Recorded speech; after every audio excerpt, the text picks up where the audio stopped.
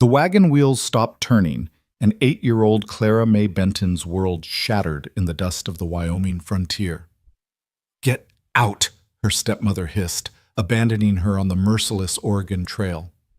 Alone, terrified, with nothing but a rag doll and fading hope, Clara faced certain death, until a mysterious horseman appeared on the ridge. This is the story of the orphan girl who lost everything and the broken rancher who saved her life. Stay until the end and comment your city so I can see how far this story has traveled. The late afternoon sun hung low over the Wyoming territory, casting long shadows across the endless prairie. The year was 1867, and the Oregon Trail stretched like a ribbon of broken dreams through the untamed West. Dust devils danced in the distance, and the wind carried the scent of sagebrush and desperation. Inside the cramped covered wagon, 8-year-old Clara Mae Benton pressed herself against the rough wooden side, trying to make herself invisible.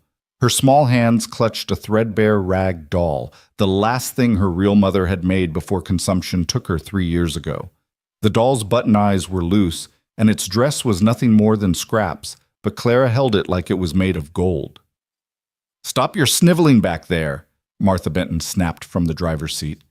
The woman who had married Clara's father 2 years ago was all sharp angles and bitter words. Her face, weathered beyond her 30 years, twisted with perpetual displeasure. "You're lucky I didn't leave you back in Independence." Clara bit her lip hard enough to taste copper. She'd learned long ago that talking back only made things worse. Her father, Thomas Benton, had died of cholera 6 weeks into their journey west. One moment he was walking beside the wagon, talking about the green valleys of Oregon. The next, he was burning with fever, convulsing, gone. They'd buried him in a shallow grave marked with nothing but stones, just another casualty of the westward dream. After that, everything changed. "You're dead weight," Martha had told her the night after they buried Thomas. "Eating food that ain't yours, taking up space, your daddy's gone, and I got no use for his brat." The wagon train had left them behind 3 days ago. Martha had claimed Clara was too sick to travel, that they needed to rest. The wagon master, a grizzled man named Horace Turnbull, had looked at Clara with sympathy, but hadn't argued. One family falling behind was unfortunate, but not uncommon. The trail didn't wait for anyone. But Clara wasn't sick. Martha had simply decided she was done pretending to care. For 3 days they'd traveled alone, Martha driving the oxen with grim determination. Clara hadn't understood where they were going until this morning, when Martha turned the wagon south, away from the trail markers, toward nothing but wilderness. "Where are we going?" Clara had finally whispered. "You'll see soon enough." Now as the wagon jerked to a halt, Clara's heart hammered against her ribs like a trapped bird. Through the gap in the canvas, she could see they were in the middle of nowhere. No trees, no water, no shelter. Just endless brown grass and distant mountains that looked like jagged teeth against the sky. Martha climbed down from the driver's seat with heavy, purposeful movements. She was a big woman, made bigger by the layers of dust-caked skirts and the fury that seemed to radiate from her like heat. "Get out," Martha said, yanking back the canvas cover. Clara didn't move. Couldn't move. Fear had turned her legs to stone. "I said get out!" Martha's hand shot out, grabbing Clara's thin arm and hauling her toward the back of the wagon. Clara's bare feet scrambled for purchase on the rough boards. Her shoes had worn through weeks ago, and Martha had refused to spare money for new ones. Clara landed hard in the dirt, the impact knocking the air from her lungs. She clutched her doll to her chest, feeling the loose button eye press into her palm. Martha stood over her, backlit by the setting sun, looking like a vengeful angel from the hellfire sermons the circuit preacher used to give back in Missouri. "This is where you get off, girl." "What?" Clara's voice came out as barely a whisper. I don't understand." "Course you don't. You're stupid as your daddy was, God rest his worthless soul." Martha walked back to the wagon and grabbed a small bundle, Clara's only other dress, torn and faded, and a tin cup. She threw them on the ground beside Clara. "There. I'm being generous. That's more than you deserve." But you can't." Clara scrambled to her feet, her entire body shaking. "You can't leave me here. There's nothing here. No people, no town, no—" "Exactly." Martha climbed back onto the wagon seat and gathered the reins. "You've been nothing but a burden since your daddy died. Eating my food, using my supplies. Well, I'm done. You can find your own way now. Please. Clara ran forward, reaching for the wagon wheel. Please, I'll be good. I'll work harder. I won't eat much, I promise. Please don't leave me. Martha cracked the whip over the oxen's backs. The animals lurched forward, and the wagon wheel nearly caught Clara's hand. She stumbled backward, falling again into the dirt. You'll die out here, Martha called back, not even turning around. But that ain't my problem no more. Your daddy should have thought about that before he up and died on me, leaving me with nothing but debts and a useless child. Please, Clara screamed, her voice breaking. Mama, please. But Martha Benton wasn't her mama, had never been her mama, and the word died in the empty air. Clara ran after the wagon, her bare feet pounding the hard-packed earth. Don't leave me, please, I'll die, please. But the wagon kept moving, pulling away faster than Clara's small legs could run. Within minutes, it was 50 yards away. Then 100.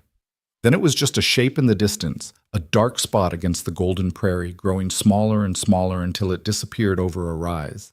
And then Clara was alone, completely, utterly alone. She stood in the middle of the vast emptiness, her breath coming in ragged gasps. The wind picked up, pulling at her thin dress and tangling her dark hair. The sun was sinking lower now, maybe an hour from the horizon.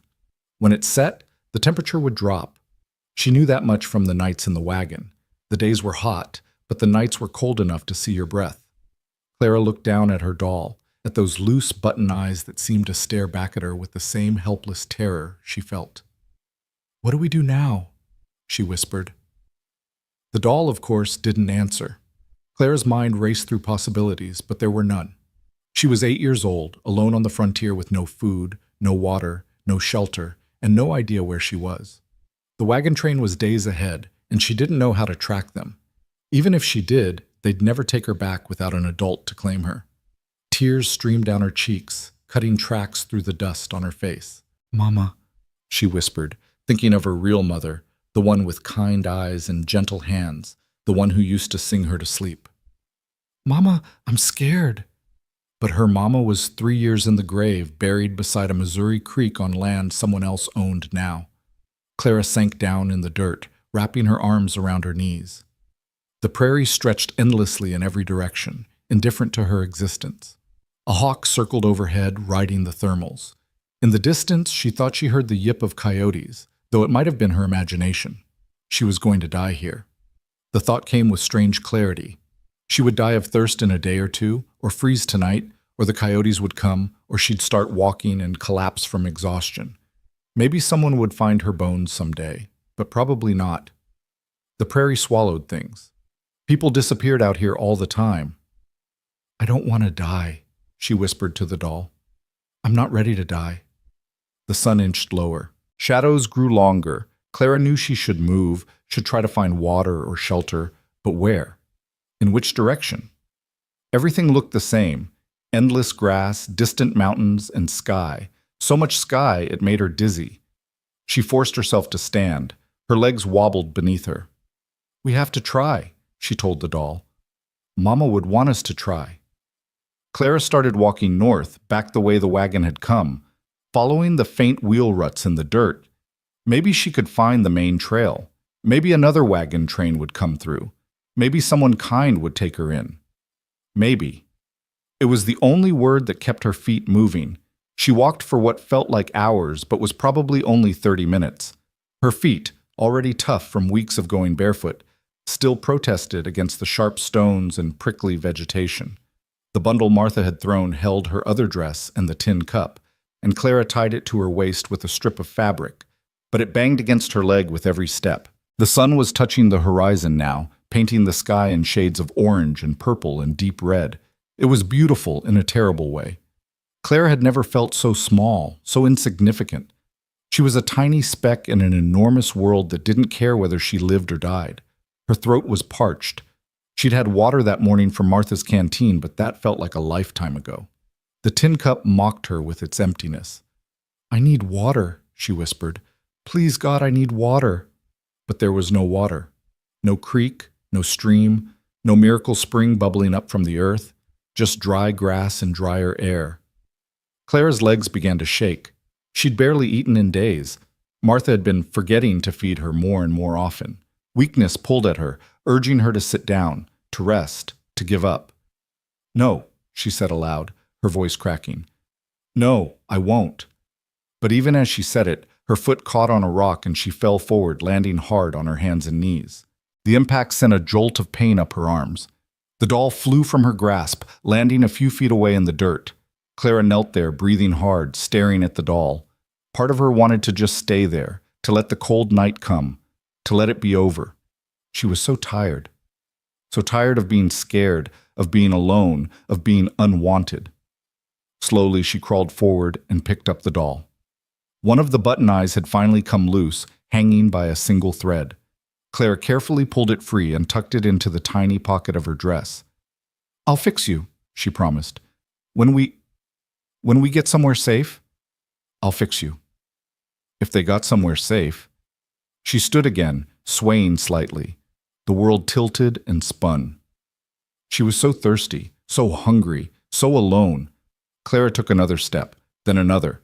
She fixed her eyes on a distant ridge, barely visible in the fading light, and made that her goal. Just get to the ridge. Then she could rest. Just get to the ridge. Behind her, the vast empty prairie stretched endlessly. Ahead, the ridge seemed impossibly far. But Clara kept walking, one small bare foot in front of the other, because stopping meant dying, and she wasn't ready to die. Not yet. Oh. High on that distant ridge, Samuel Holt sat astride his black stallion, surveying his domain through a brass spyglass. At 42, he was the wealthiest rancher in 3 counties, owner of the sprawling Double H Ranch that stretched from the Medicine Bow Mountains to the Platte River Valley. His cattle numbered in the thousands. His horses were sought after from Denver to Cheyenne, and his name commanded respect, sometimes fear, throughout the Wyoming Territory. But none of it meant a damn thing. Samuel lowered the spyglass and rubbed his weathered face. He'd come up here to be alone, as he often did when the emptiness of his life became too much to bear. From this vantage point, he could see his ranch house in the valley below, a massive log structure with a wraparound porch built to house a family he'd never have. 10 years ago, his wife Catherine had died giving birth to their son. The boy had lived only 3 hours, just long enough for Samuel to hold him, to memorize his tiny face, to name him Thomas before he stopped breathing. They were buried together in the family plot on the hill behind the ranch, beneath a cottonwood tree Catherine had loved. Samuel had buried his heart with them. He'd thrown himself into work, building the ranch into an empire, acquiring land and cattle and horses until he was the richest man for 300 miles. But wealth couldn't fill the silence in his house. Success couldn't ease the ache that woke him at 3 a.m., reaching for a wife who wasn't there. His housekeeper, Maria Alvarez, kept things running. She cooked and cleaned and tried to mother him, though he didn't deserve it. His ranch foreman, Tom Jessup, managed the men and the herds. Everyone did their jobs, and Samuel paid them well, but he was just going through the motions, living without really being alive. He raised the spyglass again, scanning the empty prairie more from habit than purpose. The sun was almost down now, the last light painting everything gold and crimson. In another 30 minutes, it would be dark. Time to head back, to eat a dinner he wouldn't taste, to sit by a fire that wouldn't warm him, to sleep in a bed that felt too big. Movement caught his eye. Samuel adjusted the focus, training the spyglass on something small moving across the prairie. At first he thought it was an animal, maybe a young antelope or a coyote, but the movement was wrong, too deliberate. His breath caught. It was a child. A small figure in a light-colored dress stumbling across the open ground, heading roughly north. Even from this distance, Samuel could see how the child wavered, how each step seemed to take enormous effort. What in God's name? He scanned the surrounding area, looking for a wagon, for adults, for any explanation of why a child would be out here alone as darkness fell. There was nothing. No one. Just the small figure growing smaller as distance and failing light began to swallow it. Samuel's jaw tightened. He'd seen enough death on the frontier to know what happened to children left alone in the wilderness. He'd helped bury them. Kids who wandered off from wagon trains, who got separated from hunting parties, who simply stepped into the vast emptiness and were never seen again. For a moment he hesitated. It wasn't his problem. The child had parents somewhere, probably. Someone was responsible for this situation. Getting involved meant complications, questions, possibly legal entanglements. The smart thing would be to ride down to the territorial marshal's office in the morning, report what he'd seen, let the law handle it. The smart thing. But through the spyglass, he saw the child fall, saw the small body hit the ground and lie still for several seconds before slowly, painfully pushing back up. Saw the way the tiny figure clutched something, a doll maybe, to its chest before taking another stumbling step forward. Catherine's voice whispered in his memory, "The measure of a man isn't his wealth or his strength, Samuel. It's what he does when someone helpless needs him." Samuel lowered the spyglass and wheeled his horse around. "Let's go, Midnight," he murmured to the stallion. "We've got someone to find." The horse sensed his urgency and responded immediately, launching into a ground-eating gallop down the ridge. Samuel's mind raced as they descended. How long had the child been out here? Where had they come from? Why were they alone? The ridge was steep, forcing him to slow the horse on the treacherous descent. By the time he reached level ground, the light was fading fast, that brief twilight period before full darkness. Samuel oriented himself toward where he'd last seen the child and urged Midnight forward. "Call out!" he shouted into the growing darkness. "If anyone can hear me, call out!" Nothing but wind answered him. He rode in the direction he'd seen the child moving, standing in his stirrups to scan the ground. The prairie grass was knee-high in places, tall enough to hide a small body. If the child had collapsed again, he might ride right past without seeing them. "Hello?" he called again. "Anyone out here?" Then he saw it. A small bundle lying in the grass about 30 yards ahead. Samuel's heart sank. He'd seen too many bodies on the frontier, knew what death looked like. But as he approached, the bundle moved. The child was on hands and knees, crawling now, too weak to stand. Samuel dismounted quickly, ground-tying Midnight, and approached slowly so as not to frighten the small figure. "Easy now," he said softly. "I'm not going to hurt you." The child looked up, and Samuel felt something crack open in his chest. It was a girl maybe 8 or 9 years old, with dark tangled hair and huge eyes and a dirt-streaked face. She clutched a ragged doll to her chest and stared at him with a mixture of terror and desperate hope. "Please," she whispered, her voice cracked and dry. "Please don't hurt me." Samuel knelt down slowly, removing his hat. "I won't hurt you, child. I promise. My name's Samuel Holt. I have a ranch not far from here. Are you lost?" The girl's eyes filled with tears that spilled down her cheeks. "My stepmother, she left me. She said I was dead weight." White-hot fury blazed through Samuel's chest, but he kept his voice gentle. "She left you here? On purpose?" The girl nodded, clutching the doll tighter. "My daddy died. On the trail. And she didn't want me anymore."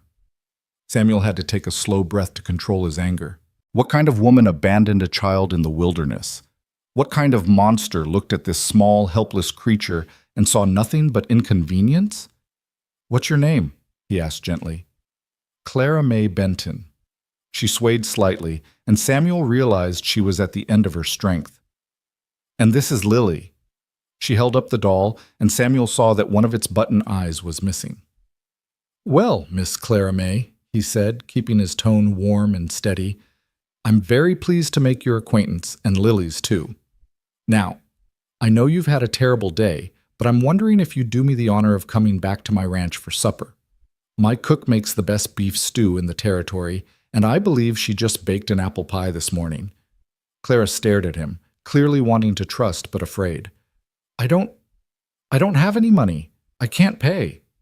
"Good thing I don't charge little girls for supper," Samuel said with a small smile.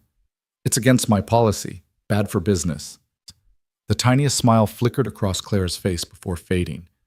What if you're mean? What if you're like her?" Samuel's heart broke a little more. This child had learned not to trust, and he couldn't blame her. "That's a fair question," he said seriously. "I can't prove I'm not mean just by saying so. But I can tell you this. I've got a housekeeper named Maria who runs my household and doesn't stand for any nonsense. If I was mean, she would have boxed my ears and quit years ago. And I've got ranch hands who've worked for me for over a decade. Mean men don't keep good people around." Clara considered this, her young mind working through the logic. Finally, she nodded slightly. Okay. Okay, you'll come. Yes, sir. Good. Samuel stood and held out his hand. Can you stand? Clara tried, but her legs buckled. Samuel caught her before she fell, feeling how light she was, how thin beneath the threadbare dress. Fury at her stepmother blazed anew, but he pushed it down. Right now, this child needed help, not his anger. Here, he said gently. I'm going to pick you up and put you on my horse. Is that all right? Clara nodded, too exhausted to protest. Samuel lifted her carefully. She weighed almost nothing, and settled her in the saddle. She clutched her doll with one hand and gripped the saddle horn with the other. Samuel mounted behind her, one arm around her waist to keep her steady. Just lean back against me, he said. I won't let you fall. As they started back toward the ranch, Clara's head dropped against his chest. Within minutes, she was asleep, her body finally surrendering to exhaustion. Samuel held her carefully, this small broken creature that someone had thrown away like trash. The ranch house was lit up in the distance, warm lamplight glowing in the windows. As they rode closer, Samuel found himself thinking about empty rooms that had stayed empty for 10 years. About a nursery he couldn't bear to enter. About toys packed away in a trunk, waiting for a child who would never play with them. About how maybe, just maybe, God had put him on that ridge tonight for a reason. The horse's steady rhythm lulled Clara deeper into sleep as they approached the ranch. Samuel could feel her small body completely relaxed against him now, her breathing soft and even. In her hand, the ragged doll hung limply, and Samuel found himself wondering about the story behind it. Who had made it? When?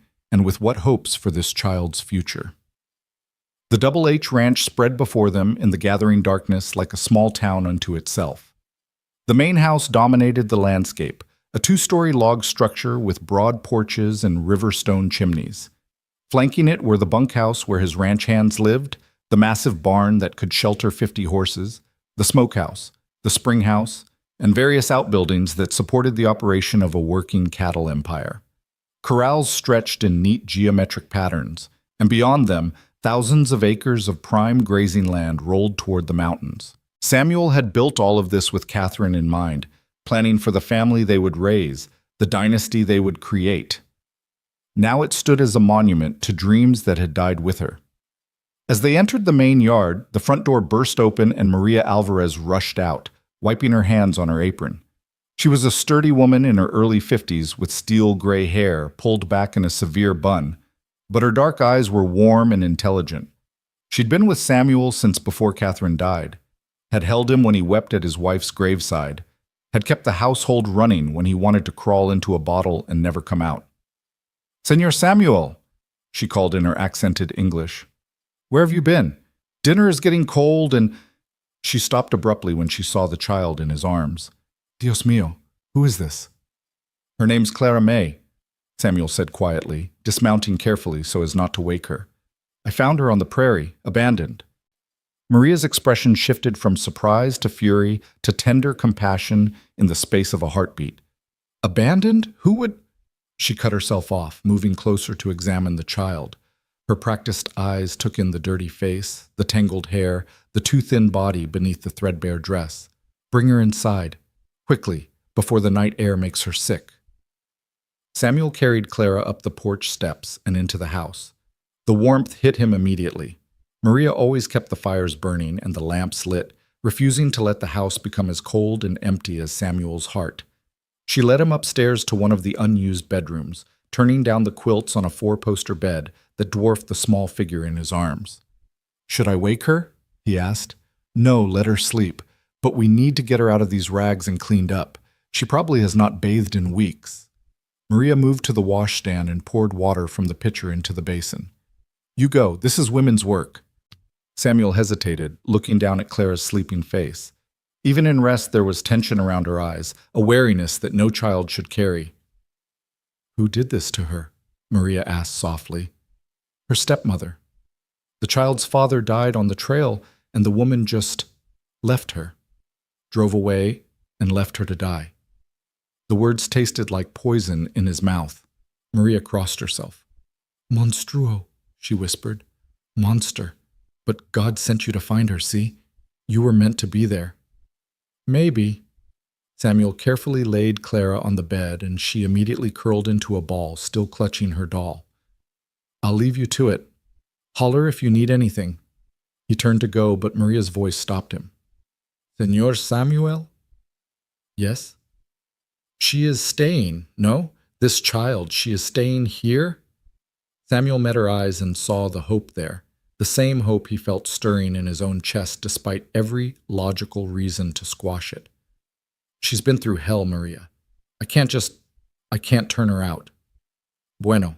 That is what I thought. Maria smiled, and it transformed her usually stern face. Now go. Let me make this Niña presentable.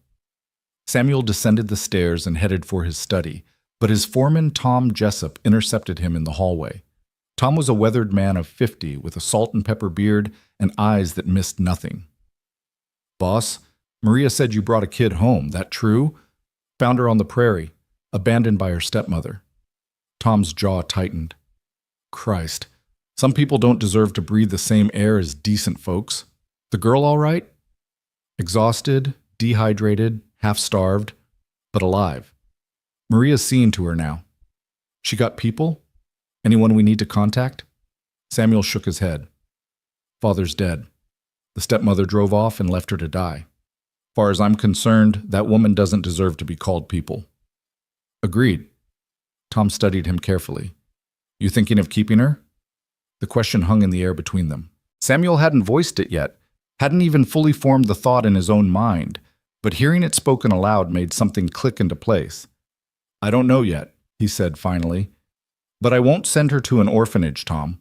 I won't have her passed from place to place like unwanted baggage. Tom nodded slowly. Might be good for you, for the house. It's been too quiet around here for too long. Don't get ahead of yourself. Right now she needs food and rest and safety. We'll figure out the rest later. But even as he said it, Samuel felt something shifting inside him, like ice breaking up after a long winter. He retreated to his study and poured himself a whiskey, staring into the fire without really seeing it. The house felt different tonight. The silence seemed less oppressive somehow, as if the simple presence of a child under his roof had changed the very air. Upstairs, Maria worked with gentle efficiency. She carefully undressed Clara, noting every bruise, every mark that spoke of rough treatment and hard travel. The child stirred occasionally but didn't wake, her body too desperate for rest to fully surface. Maria filled the basin with warm water and began washing the dirt from Clara's face and arms, humming a Spanish lullaby her own mother had sung to her. The child's dark hair was matted and tangled, full of prairie dust, and who knew what else. It would need a proper washing, but that could wait until morning. As she worked, Maria found herself remembering another child, another time. Her own daughter, Elena, lost to fever when she was just 7 years old. That had been 30 years ago, back in Mexico before she and her husband came north. Carlos had died 10 years later in a mine collapse, leaving Maria alone in a foreign land. She'd found work at the Double H Ranch just before Catherine Holt had gotten pregnant. Catherine had been kind to her, treating her as a friend rather than a servant. When Catherine died in childbirth, Maria had mourned her almost as much as Samuel had. She'd stayed on because someone needed to keep the household running, but also because leaving felt like abandoning Catherine's memory. Now, looking down at this small, abandoned girl, Maria felt something stir in her heart that she'd thought long dead. The maternal instinct she'd buried with Elena, the fierce protectiveness that had no outlet for 3 decades. Pobrecita, she whispered, brushing Clara's damp hair back from her forehead. Poor little one, you have had such a hard road, but you are safe now. I promise you, you are safe. She dressed Clara in one of Samuel's old shirts. There were no children's clothes in the house. Hadn't been since Thomas was born and died in the same day. The shirt swallowed the child's small frame, but it was clean and soft. Maria tucked her under the quilts, adjusting the ragged doll so it lay beside her on the pillow. For a long moment, Maria simply stood there, watching Clara sleep. Then she made the sign of the cross and whispered a prayer of thanks that Samuel had been on that ridge tonight, that God had put him in the right place at the right time. Downstairs, she found Samuel still in his study, staring at nothing. She is clean and sleeping, Maria reported. Tomorrow I will wash her hair properly and see about getting her some decent clothes. Thank you, Maria. De nada. It is no trouble. She paused. Senor Samuel, what will you do with her? I don't know yet, but she's staying here for now, at least until we figure out what's best for her. Maria nodded, satisfied. I will make up the room properly tomorrow, and I will cook her favorites. Do you know what she likes? I don't know anything about her except her name and that she's been through hell. Then I will make many things, and we will discover what makes her smile. Maria moved to the door, then turned back. You did a good thing tonight, senor. A very good thing. After she left, Samuel sat alone with his whiskey and his thoughts. The house settled around him, creaking and sighing as houses do. Somewhere above, a child slept in a bed that had been empty for 10 years. And Samuel Holt, the wealthiest rancher in 3 counties, the man who had everything except what mattered most, allowed himself to feel something he hadn't felt in a decade. Hope. Morning came bright and clear, the sun spilling golden light across the Wyoming landscape. Samuel woke early as always, dressed, and headed downstairs to find Maria already in the kitchen, preparing what looked like enough food to feed the entire ranch crew. Is all that for Clara? He asked. Si. I do not know what she will eat, so I make everything. Eggs, bacon, flapjacks, biscuits, gravy, fried potatoes. Maria gestured to the various pots and pans bubbling on the massive cast-iron stove. When she wakes, she will eat. If she can eat all that, I'll be impressed. She will not eat all of it, but she will eat something, and then we will know. Maria cracked another egg into the skillet. You should go check on her. She may be frightened, waking in a strange place. Samuel climbed the stairs and approached the guest room quietly. The door was ajar, and he could hear soft sounds from within, not quite crying, but close. He knocked gently. Clara? May I come in? Silence. Then a small voice. Yes, sir. He pushed the door open to find Clara sitting up in bed, clutching her doll and looking around the room with wide, uncertain eyes. Her hair stuck up in all directions, and Samuel's shirt hung off one thin shoulder. Good morning, he said gently. Did you sleep well? Clara nodded slowly. Where am I? You're at my ranch, the Double H. Do you remember last night? I found you on the prairie? Her face crumpled slightly. I thought maybe I dreamed it, that I was still out there. No dream. You're safe now. Samuel moved closer but maintained a respectful distance. Are you hungry? My housekeeper Maria has been cooking up a storm downstairs. Clara's stomach growled audibly, answering for her. She blushed. I'm sorry. Nothing to apologize for. Growing girls need to eat. He smiled. How about we get you downstairs and feed you properly? Clara slid out of the enormous bed, her bare feet dangling for a moment before touching the floor. She was so small, drowning in his shirt. Samuel felt that protective fury rise again at the thought of anyone abandoning this child. Can Lily come? Clara held up her doll. Of course, Miss Lily is a guest too. That earned him a tiny smile, the first real one he'd seen from her. Clara followed him downstairs, staying close, but not quite touching him. They entered the kitchen to find Maria setting out enough food for 6 people. Ah, buenos dias, niña, Maria beamed at Clara. Come, sit. You must be starving. Clara climbed onto a chair at the kitchen table, and Maria immediately began piling food onto a plate. Clara stared at the mountain of eggs, bacon, and biscuits with something like disbelief. I can't eat all this, she whispered. Eat what you can, Samuel said, taking a seat across from her with his own more modest plate. The rest won't go to waste. Clara picked up a fork and took a tentative bite of eggs, then another. Then she was eating faster, shoveling food into her mouth like she was afraid someone would take it away. Slow down, mija, Maria said gently. The food is not going anywhere. No one will take it from you. Clara forced herself to slow down, but Samuel could see the effort it took. How long had she been hungry? Weeks? Months? He thought about Martha Benton and what he'd like to do if he ever met the woman. None of it was civilized.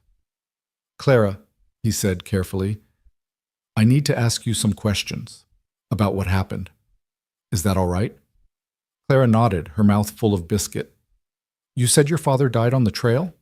She swallowed hard. Yes, sir, 6 weeks ago. It was cholera. He was fine in the morning, and by nighttime, she stared at her plate. They buried him beside the trail. We didn't even have a proper marker. I'm sorry, that must have been terrible. My real mama died 3 years ago, back in Missouri, consumption. Clara's voice was flat, reciting facts.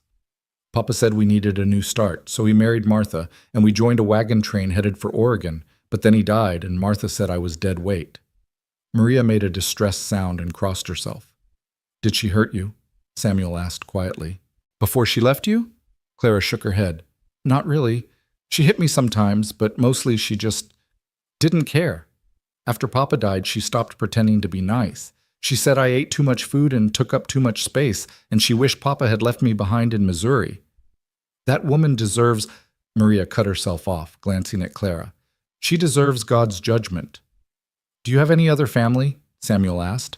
Grandparents, aunts or uncles? No, sir. Papa said we were all that was left of the Bentons. His parents died before I was born, and Mama's family didn't want anything to do with us after she married Papa. They said he was beneath her. Clara took another bite of bacon. What's going to happen to me now? It was the question Samuel had been dreading. I don't know yet, but you're welcome to stay here while we figure it out. You're safe. You'll be fed and clothed and cared for. That's a promise. Clara studied him with those two old eyes. Why are you being nice to me? You don't even know me. Because it's the right thing to do. Because no child should be abandoned to die. Because— Samuel paused, searching for words. Because everyone deserves kindness, especially people who haven't received enough of it. Something flickered in Clara's expression, a cautious hope tempered by experience. She'd been disappointed before. She'd learned not to trust. Samuel could see it in every line of her small body, in the way she held herself ready to run at any moment. Finish your breakfast, he said gently. Then Maria will help you get properly cleaned up and find you some clothes that actually fit. After that, if you're feeling up to it, I thought maybe I could show you around the ranch. We have horses. Do you like horses? For the first time, Clara's face lit up. I've never been on a horse. Well, except last night on yours, but I was mostly asleep. Then we'll fix that today. Every person who lives at the Double H needs to know how to ride. He paused, realizing what he'd said. If you want to learn, that is. Yes, Clara said, then immediately looked embarrassed by her enthusiasm. I mean, yes, sir, I'd like that. Good. It's settled then. After breakfast, Maria whisked Clara away for a proper bath. Samuel could hear water being heated, doors opening and closing, Maria's voice offering soft encouragements. He retreated to his study to deal with ranch business, trying to focus on account books and shipping schedules, but his mind kept drifting upstairs. What was he doing? He'd brought a child into his home on impulse, made promises he wasn't sure he could keep. The sensible thing would be to contact the territorial authorities, let them place Clara in an orphanage, or find her a suitable family. He was a middle-aged bachelor rancher with no experience raising children. What did he know about little girls? But every time he thought about sending her away, he remembered how she'd looked on the prairie, small and alone and terrified. He remembered the feel of her slight weight in his arms, the way she'd clung to that ragged doll like it was all she had left in the world, which it probably was. A knock on the door interrupted his thoughts. Come in. Maria entered, her expression serious. Senor, I need to speak with you. About Clara. Si. I have bathed her and— Maria paused, choosing her words carefully.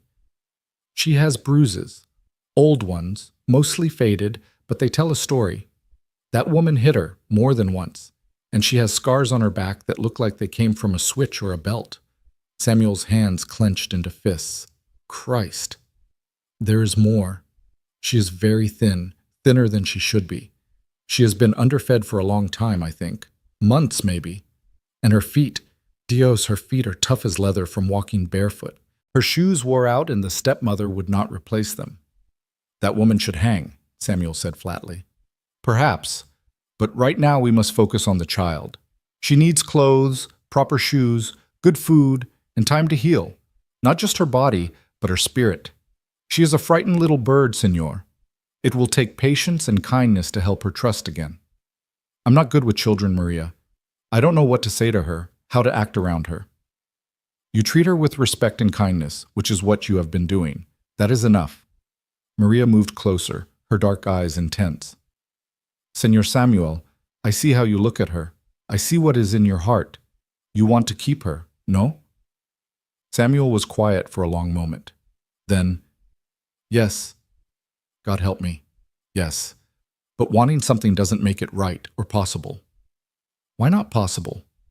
I'm a single man. The law might not allow it. And even if they do, what do I know about raising a daughter? I'd probably make a mess of it. You would not be alone. I am here. And you underestimate yourself, senor. You have a good heart, even though you have kept it locked away for 10 years. Maria's voice softened. That little girl needs a father. And you, I think, need a daughter. Sometimes God gives us what we need in unexpected packages. Before Samuel could respond, they heard light footsteps on the stairs.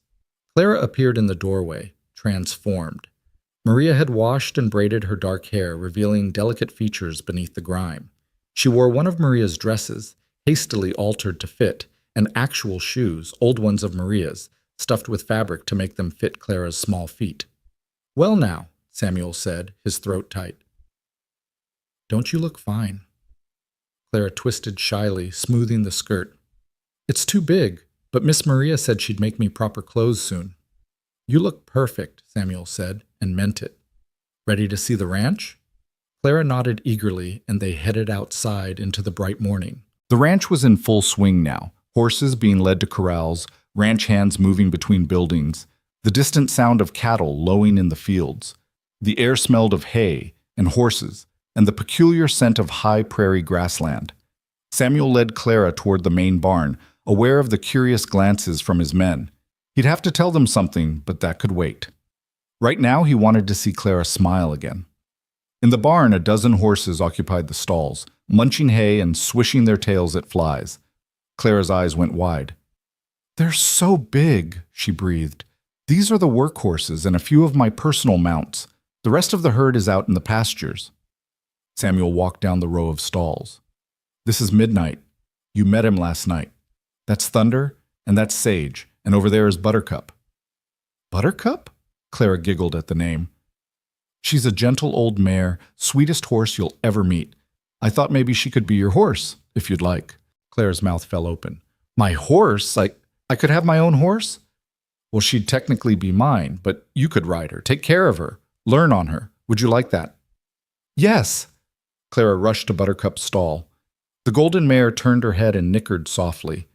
Clara reached out tentatively, and Buttercup nuzzled her hand, searching for treats. Samuel felt something warm unfold in his chest.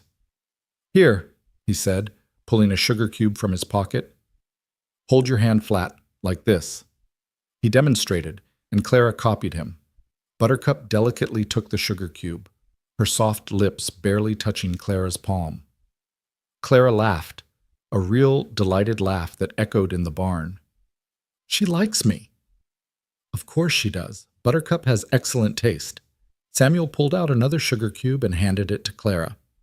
You want to try giving her one yourself? For the next hour, Samuel showed Clara around the ranch, introducing her to the animals, explaining how everything worked. Clara absorbed it all with the quick intelligence of a bright child who'd been denied education and stimulation. She asked questions, good questions, and Samuel found himself enjoying the role of teacher. They were examining the new foals in the paddock when Tom Jessup approached, hat in hand. Boss, got a minute? Sure, Tom. Clara, you stay right here by the fence, all right? Don't climb over. Yes, sir. Samuel walked a few paces away with Tom, who glanced back at Clara before speaking in a low voice. Word's getting around among the men about the girl. They're curious. I imagine they are. You planning on keeping her? I don't know yet, but she's staying for now. Tom nodded slowly. The men won't have a problem with it. They're good boys, most of them. Just wanted you to know that folks will talk. Single man raising a young girl. Some people might not understand. Let them talk. I've never cared what people thought before, and I'm not about to start now. Fair enough. Oh, and Maria sent me to tell you lunch is ready. She says the little one needs to eat regularly if she's going to put meat on her bones. Samuel turned back to find Clara still at the fence, watching the foals play with such longing on her face that it hurt to see. Clara, time for lunch. Can I come back after to see the horses? You can come back any time you want. You live here now. The words were out before Samuel fully thought them through, but once said, he didn't want to take them back. Clara's face transformed, hope and uncertainty warring in her expression. I do? Really? Really, for as long as you need, or want. Clara ran to him and before he could react, wrapped her thin arms around his waist. Thank you, she whispered. Thank you, thank you, thank you. Samuel stood frozen for a moment, then carefully, tentatively, placed his hands on her small shoulders. You're welcome, Clara May. They walked back to the house together, Clara chattering now about the horses and the foals, and did he think she could learn to ride soon? Maybe tomorrow? Samuel listened and answered, feeling the ice around his heart continuing to crack and thaw. Maria had lunch waiting, thick sandwiches and fresh lemonade. Clara ate with better manners this time, no longer afraid the food would vanish. Afterward, Maria announced she had sewing to do, and would Clara like to help? I don't know how to sew very good, Clara admitted. Then I will teach you. Every young lady should know how to sew. Maria led her toward the sitting room, leaving Samuel alone with his thoughts, once again. He walked through the house, seeing it with new eyes. The empty rooms that had haunted him now seemed full of possibility. The silence that had oppressed him felt different, with Clara's voice occasionally drifting from the sitting room, asking questions about stitches and seams. That evening, after another enormous dinner that Clara only partially conquered, Samuel suggested she might like to see the library. The room had been Catherine's favorite, filled floor to ceiling with books she'd collected from Denver and even as far as San Francisco. Clara's eyes went wide. I've never seen so many books. Can you read? Yes, sir. Mama taught me before she died, but I haven't had any books since then. Martha said they were a waste of space. Samuel felt that now familiar fury at the woman's name. Well, you have all the books you could want now. Take your time. Look around. If you find one you'd like, you can take it to your room. Clara moved reverently among the shelves, trailing her fingers over the spines. She pulled out a volume of fairy tales and hugged it to her chest. Can I really keep this? In my room? It's yours. All of these are yours to read whenever you want. That night, after Maria had tucked Clara into bed, Samuel stood in the doorway of her room, watching her sleep. She looked peaceful now, her face relaxed in sleep, one hand resting on her doll, the book of fairy tales on the bedside table. You are thinking very hard, Senor, Maria said softly, appearing beside him. I'm thinking I have no idea what I'm doing. None of us do. But you are doing it anyway, and that is what matters. Maria touched his arm. She is already different than she was this morning, already less frightened.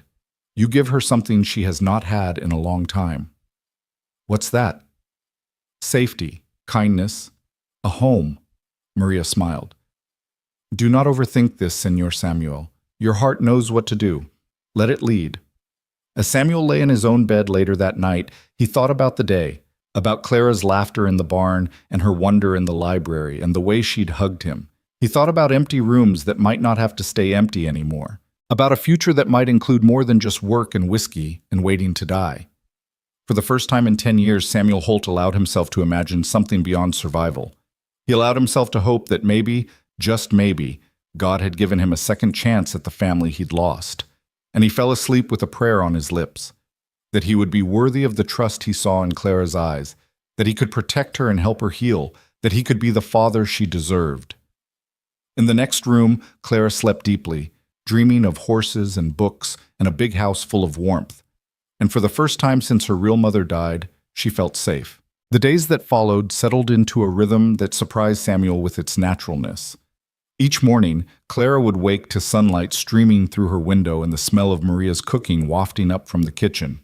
She'd dress in the simple clothes Maria had quickly sewn for her, 3 dresses now, all properly fitted, and undergarments that actually belonged to a child instead of being makeshift alterations. Her feet had real shoes, sturdy leather boots that Maria had ordered from the general store in town. By the end of the first week, Clara had gained back some of the weight she'd lost, her cheeks filling out and color returning to her skin. The dark circles under her eyes faded. The constant wariness in her posture began to ease, though it never quite disappeared. Samuel understood that. Trust, once broken, took time to rebuild. Maria had taken to the role of teacher with enthusiasm. In the mornings, before the heat of the day set in, she'd sit with Clara at the kitchen table and work on reading, writing, and arithmetic. Clara soaked up the lessons like desert sand absorbing rain, hungry for knowledge after years of neglect. "She's very bright," Maria told Samuel one evening after Clara had gone to bed. "Very bright indeed. With proper schooling, she could go far." "There's a school teacher in town," Samuel mused, "Mrs. Henderson, though I hear she's getting on in years and thinking of retiring. Perhaps when Clara is ready. For now, she needs time to simply be a child, to play and laugh and not be afraid." Samuel had taken it upon himself to teach Clara about ranch life. Every afternoon, they'd walk the property together, Samuel explaining the workings of the operation while Clara asked endless questions. How did you know when a cow was sick? Why did the horses need their hooves trimmed? What did the different brands mean? How far did the ranch extend? Her questions delighted him, reminding him of his own childhood wonder at the world. He found himself explaining things he'd taken for granted for decades, seeing them fresh through her eyes. The highlight of Clara's day was always the time spent with Buttercup. True to his word, Samuel had made the gentle mare Clara's special charge. Under his careful supervision, Clara learned to brush and groom the horse, to clean her hooves, to measure out feed. Buttercup responded to the attention with patient affection, standing still while Clara worked and nickering softly when she approached. "When can I ride her?" Clara asked for the 10th time, running her brush down Buttercup's golden flank. "Soon," Samuel promised. "First you need to be comfortable around her. Horses can sense fear and they respond to confidence. You're building that now, learning her moods, understanding how she communicates." "She talks to me," Clara said seriously. "Not with words, but I know what she means. Like when she swishes her tail fast, she's annoyed by flies. And when she stamps her foot, she's impatient. And when she does that soft nicker thing, she's happy to see me." "Exactly right. You're a natural." The praise made Clara beam. Samuel had noticed how she responded to encouragement, how starved she'd been for kind words. It made him wonder what her life had been like with Martha Benton, and the wondering always led to anger he had to tamp down. That woman had done her damage and was gone. All Samuel could do now was help Clara heal. On the 10th day, Samuel decided Clara was ready. He led Buttercup to the round pen, saddled her carefully while Clara watched every move, explaining each piece of tack and its purpose. "Now," he said, "first time up, I'm going to lead her while you ride. Just to get you used to the feeling, all right?" Clara nodded eagerly, practically vibrating with excitement. Samuel lifted her up into the saddle. She was so light still despite Maria's best efforts, and adjusted the stirrups as short as they'd go. Even then, Clara's feet barely reached them. "Hold the reins like this," he demonstrated. "Not too tight, just enough to keep contact with her mouth. She's trained to neck rein, which means you lay the rein against her neck to turn her, but for now, just focus on sitting tall and keeping your balance." Samuel clicked his tongue and led Buttercup forward at a slow walk. Clara swayed slightly, then found her balance, gripping the saddle horn with one hand. "I'm riding," she called out, her voice full of wonder. "Mr. Samuel, I'm really riding." "That you are, Miss Clara, that you are." They circled the pen several times, Samuel calling out instructions about posture and balance, Clara absorbing every word. By the end of 30 minutes, she was sitting confidently, no longer clutching the saddle horn, moving with Buttercup's rhythm instead of fighting it. "You're a natural," Samuel told her, and the smile she gave him could have lit up the night sky. That evening, as they sat down to dinner, Clara chattered nonstop about riding, reliving every moment. Maria and Samuel exchanged amused glances over her head, and Samuel felt something he hadn't experienced in a decade, the simple joy of family dinner conversation. "Tomorrow can we go faster?" Clara asked, attacking her roast chicken with enthusiasm. "We'll see. Gotta walk before you can run, little one." "I'm not that little. I'm 8.5. "My apologies. 8.5 is practically grown." Samuel's lips twitched with suppressed amusement. After dinner, they retired to the library, as had become their custom. Samuel would read aloud while Clara curled up in the big leather chair, sometimes following along in her own book, sometimes just listening. Tonight he was reading Treasure Island, doing different voices for the characters. Claire's eyes were wide as he described Long John Silver, and she gasped at all the right moments. When he finally closed the book for the night, Clara looked up at him with an expression so full of contentment that Samuel's chest tightened. "Mr. Samuel?" she said softly. "Yes, Clara? Can I ask you something?" "Of course." She twisted her hands in her lap, suddenly nervous. "Are you going to send me away?" The question hit Samuel like a physical blow. He set the book aside and knelt down beside her chair so they were eye to eye. "Why would you think that?" "Because everyone does. Mama died, then Papa, then Martha left me. Everyone leaves or sends me away. And I thought maybe—" Her voice cracked. "Maybe when you got tired of me, you'd send me away too." "Clara, look at me." He waited until her tear-filled eyes met his. "I'm not sending you away. Not now. Not ever. You belong here. This is your home. Promise?" "I promise. Cross my heart." He made an X over his chest, and Claire's lips trembled into a smile. "Can I call you Papa?" The words came out in a rush, as if she'd been holding them in for days. "Miss Maria said I should ask first, that it was polite, but I really want to, if it's okay, if you don't mind." Samuel felt his eyes burning. He thought of his son Thomas, who'd never gotten the chance to call him Papa, who'd barely lived long enough to open his eyes. He thought of all the empty years, all the silence, all the loneliness he'd wrapped around himself like armor. "I'd be honored," he managed, his voice rough. "I'd be honored if you called me Papa." Clara launched herself at him, wrapping her thin arms around his neck. Samuel held her carefully, afraid of holding too tight, afraid of letting go. This small, fierce creature who'd been thrown away like trash had somehow found the one crack in his armor and slipped through. "Papa?" she whispered against his shoulder, testing the word. "Papa." "That's right, sweetheart. I'm your papa now." They stayed like that for a long moment before Clara pulled back, wiping her eyes. "Does this mean Miss Maria is like my mama?" Samuel smiled gently. "Maria loves you very much, but she's not your mother. Your mama was Elizabeth Benton, and she loved you too. We can't replace her, and we shouldn't try. But Maria and I, we'll take care of you. We'll be your family." Clara nodded slowly, processing this. "Okay. Can I still call her Miss Maria?" I think she'd like that. That night, when Samuel tucked Clara into bed, a ritual they'd fallen into naturally, she held his hand and looked up at him with those serious dark eyes. "Papa?" "Yes, sweetheart." "Thank you for finding me. On the prairie. Thank you for not riding away." Samuel's throat tightened. "Thank you for trusting me, for giving an old cowboy a chance to be someone's papa again." He kissed her forehead, something he'd never done before, and Clara's eyes drifted closed with a smile on her lips. As Samuel descended the stairs, he found Maria waiting in the hallway, her expression knowing. "She called you Papa." "She did." "And what did you say?"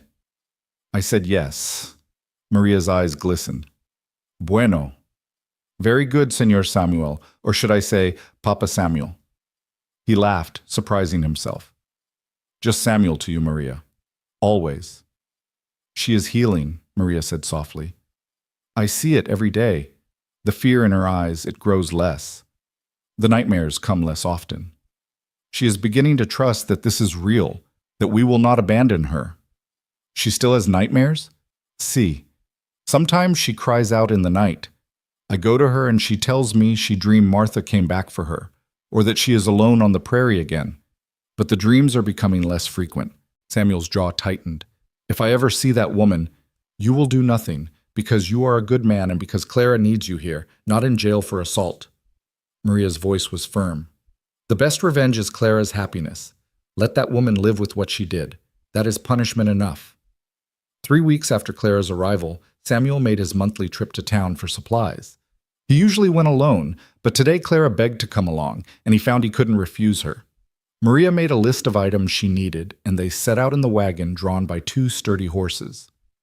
The town of Medicine Bow was small but growing, positioned along the railroad line that had been completed a few years earlier. It boasted a general store, a saloon, a church, a small schoolhouse, and various other establishments necessary to frontier life. As Samuel drove the wagon down the main street, he was aware of the curious looks directed at Clara sitting beside him. "Stay close to me," he told her quietly. "Town can be overwhelming if you're not used to it." Clara nodded, her eyes wide as she took in the bustle of activity. They tied up outside Harmon's general store, and Samuel helped Clara down from the wagon. Inside, the store smelled of coffee and pickles and new fabric. Mrs. Harmon, a plump woman with kind eyes, looked up from behind the counter. "Mr. Holt, good to see you. And who's this young lady?" Before Samuel could answer, Clara spoke up clearly. "I'm Clara May Benton. I live at the Double H Ranch now." Samuel felt a surge of pride at her confidence. Mrs. Harmon's eyebrows rose slightly, but she smiled warmly. "Well, welcome to Medicine Bow, Clara May. Any friend of Mr. Holt's is a friend of mine." As Samuel went through Maria's list, Clara wandered the store, examining everything with fascination. She lingered by the candy jars, and Samuel noticed. When Mrs. Harmon finished filling his order, he pulled out an extra coin. "Give Miss Clara whatever candy she'd like, within reason." Clara's face lit up. "Really?" "Really. But don't make yourself sick." She chose carefully, settling on peppermint sticks and lemon drops, thanking Mrs. Harmon with perfect manners that made Samuel proud. As they loaded supplies into the wagon, a man Samuel recognized as Chester Whitmore, owner of a neighboring ranch, approached. "Holt, heard you took in a stray." Whitmore's eyes flicked to Clara with something less than kindness. "Indian kid?" Samuel's voice went cold. "She's my daughter, and I'd appreciate you keeping a civil tongue in your head."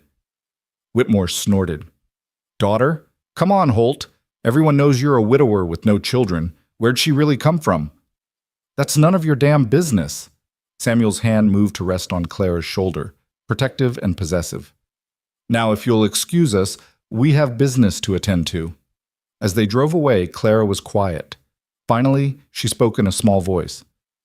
"He didn't believe I was your daughter. Some people are small-minded and rude. Pay them no mind. But I'm not really your daughter, not by blood." Samuel pulled the wagon to a stop at the edge of town and turned to face her fully. "Clara, listen to me. Family isn't just about blood. It's about who you choose to love and who chooses to love you back. You're my daughter in every way that matters.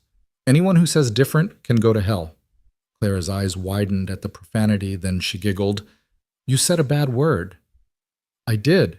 Don't tell Maria." "I won't." She sobered. "But Papa, what if someone tries to take me away? What if the law says I have to go somewhere else?" It was a fear Samuel had been harboring himself, though he'd tried not to show it. "Then we'll deal with it when it happens. But Clara, I promise you, I will fight for you. I will not let anyone take you if I can prevent it." She seemed satisfied with this answer, or at least willing to trust him. They drove home in companionable silence, Clara munching on her peppermints and Samuel thinking about Chester Whitmore's words. The man had a point, even if he'd been rude about it. Samuel had no legal claim to Clara.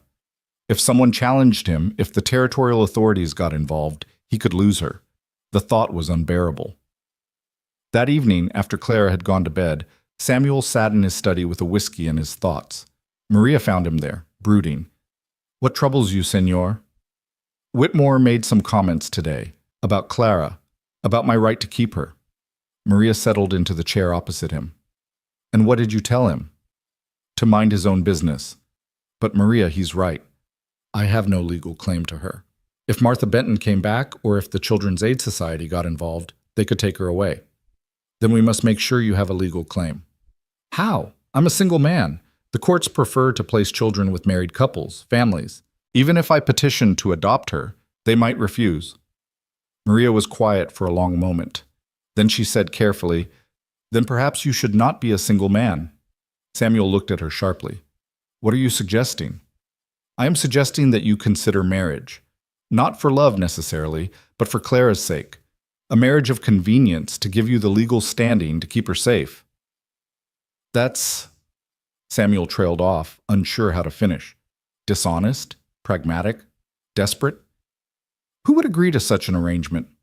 Maria met his eyes steadily. "I would." The words hung in the air between them. Samuel stared at her, his mind racing. Maria Alvarez had been his housekeeper for over a decade. had seen him through his darkest days, had helped him survive Catherine's death. She was competent, kind, and devoted to Clara already. "You'd marry me? For Clara?" "For Clara, yes, but also for other reasons." Maria's voice was calm, measured. "I am not a young woman anymore, Senor Samuel. I have no family, no prospects, no security beyond my position here, and I have grown to care for you both very deeply. This house, it feels like home now. Clara feels like the daughter I lost. If marrying you would protect her, would give her the family she deserves, then yes, I would do it. Maria, I can't ask you to... You are not asking. I am offering." She leaned forward, her expression earnest. "I know you do not love me. Not the way you loved Catherine. I am not asking for that. I am offering a partnership, a practical arrangement that benefits us all. You get the legal standing to protect Clara. Clara gets a complete family, and I get..." She paused. "I get to be part of something good, something that matters." Samuel thought about it, turning the idea over in his mind. It made sense in a cold, practical way, but it also felt wrong somehow, like he'd be using Maria. "It wouldn't be fair to you," he said finally. "You deserve more than a marriage in name only. What I deserve is irrelevant. What matters is what is best for Clara." Maria's voice softened. "Besides, Senor, who says it must remain in name only? We have respect for each other, affection even. We have lived under the same roof for years. Perhaps in time we could build something more." "Perhaps," Samuel echoed, not quite able to imagine it. Catherine's memory still hung over him, a ghost he'd never fully laid to rest. "Think about it," Maria said, rising. "There is no rush. But if trouble comes, if someone threatens to take Clara, we should have a plan." After she left, Samuel sat alone with his whiskey and his thoughts. Marriage. The word felt strange, almost foreign. He'd been married once to Catherine, and it had been a great love story. Passionate, all-consuming, tragic in its ending. The thought of marrying again for reasons of pragmatism rather than passion seemed almost like a betrayal of her memory. But then he thought about Clara's question. "Are you going to send me away?" He thought about the trust in her eyes when she called him Papa, the way she was slowly healing under their care. If marrying Maria would protect her, would ensure she stayed safe and loved and cared for, wasn't that worth more than his romantic notions? Catherine's voice whispered in his memory, "The measure of a man isn't his wealth or his strength, Samuel. It's what he does when someone helpless needs him." Samuel finished his whiskey in one swallow and made his decision. Whatever it took to keep Clara safe, he would do it, even if it meant marrying for convenience rather than love. The next morning, he found Maria in the kitchen and told her he'd thought about her offer. "I'll do it," he said simply. "If you're certain, if you understand what you're agreeing to, then yes. I'll marry you." Maria's face showed no surprise, only quiet satisfaction. "I am certain. When?" "Let's wait a bit. Make sure Clara is settled. Make sure this is really what we want. If no trouble comes, maybe we don't need to rush into it." Maria nodded. "That is wise. But Senor Samuel, start thinking of me as Maria, not Miss Maria. If we are to be married, we should at least use first names, no?" Samuel couldn't help but smile. "All right, Maria it is." The weeks continued to pass, each one bringing small changes and new routines. Clara's riding improved rapidly, and soon she was trotting Buttercup around the corral without help.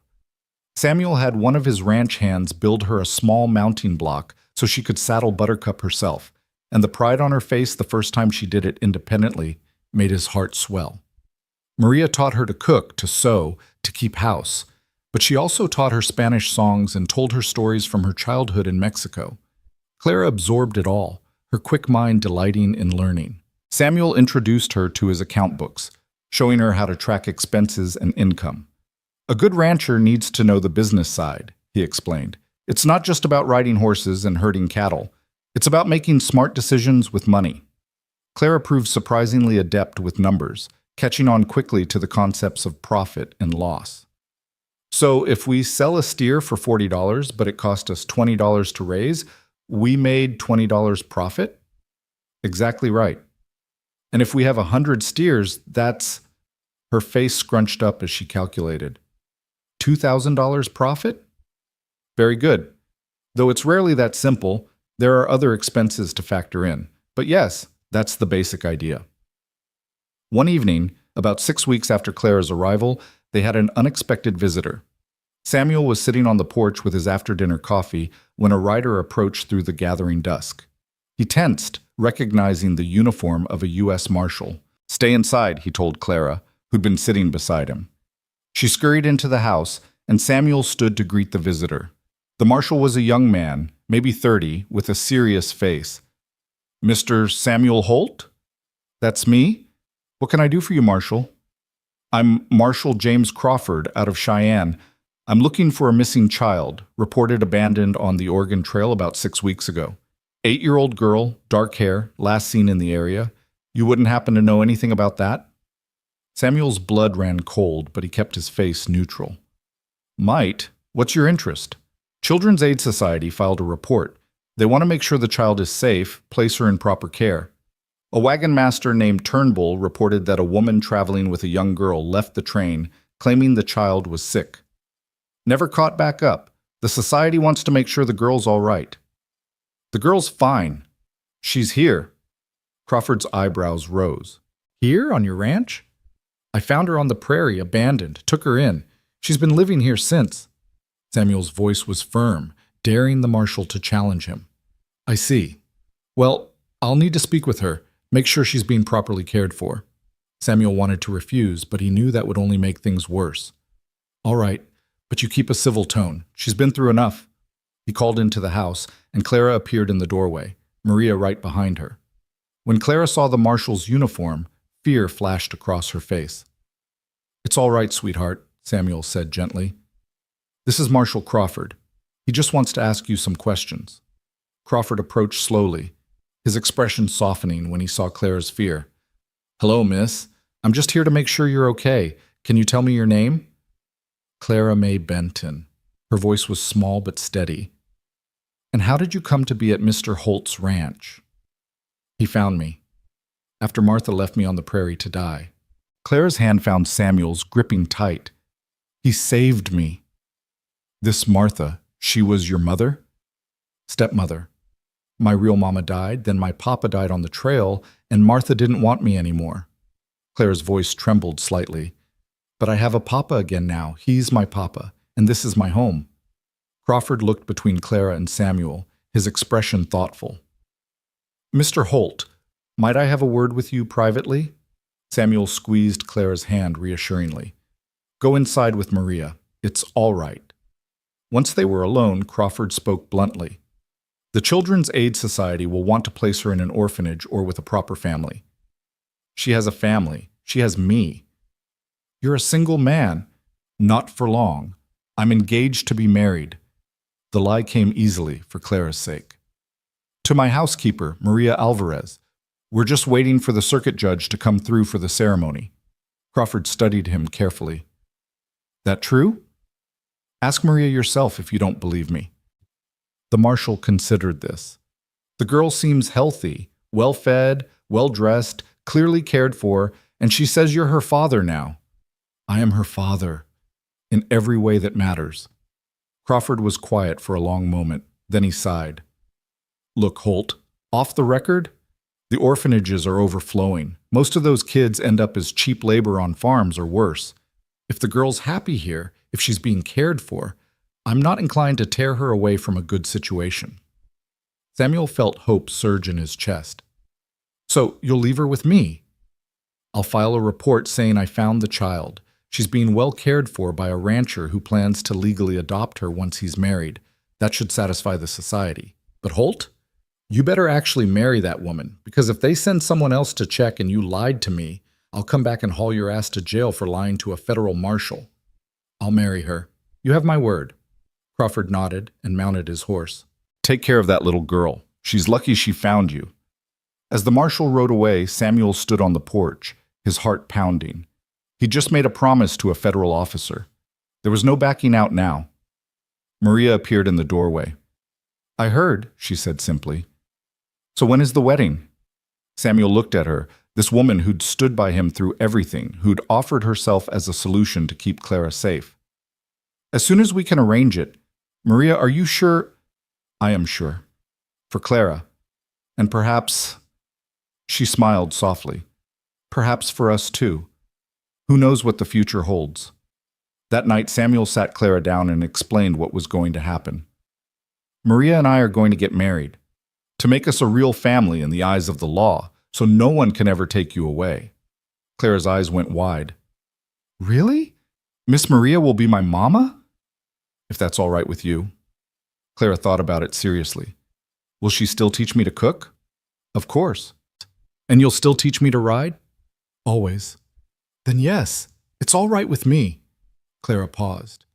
Papa, does this mean we'll all be together, forever? Samuel pulled her close. That's exactly what it means, sweetheart. Forever. And as he held his daughter, because that's what she was now, truly and completely his daughter, Samuel felt the last of the ice around his heart finally melt away. The morning after Marshal Crawford's visit, Samuel woke with the weight of his promise settling over him like a heavy blanket. He told a federal officer he was getting married, and now he had to follow through. Not that he minded. Maria was a good woman, and Clara deserved the protection a complete family would provide. But the reality of it was suddenly very real, very immediate. He found Maria already in the kitchen, kneading bread dough with practiced efficiency. Clara sat at the table practicing her letters, her tongue poking out in concentration as she carefully formed each character. "Morning, Papa," she called cheerfully. "Morning, sweetheart. Maria, can I speak with you? Outside?" Maria wiped her flour-dusted hands on her apron and followed him onto the back porch. The morning was cool, the sun just beginning to burn off the night's chill.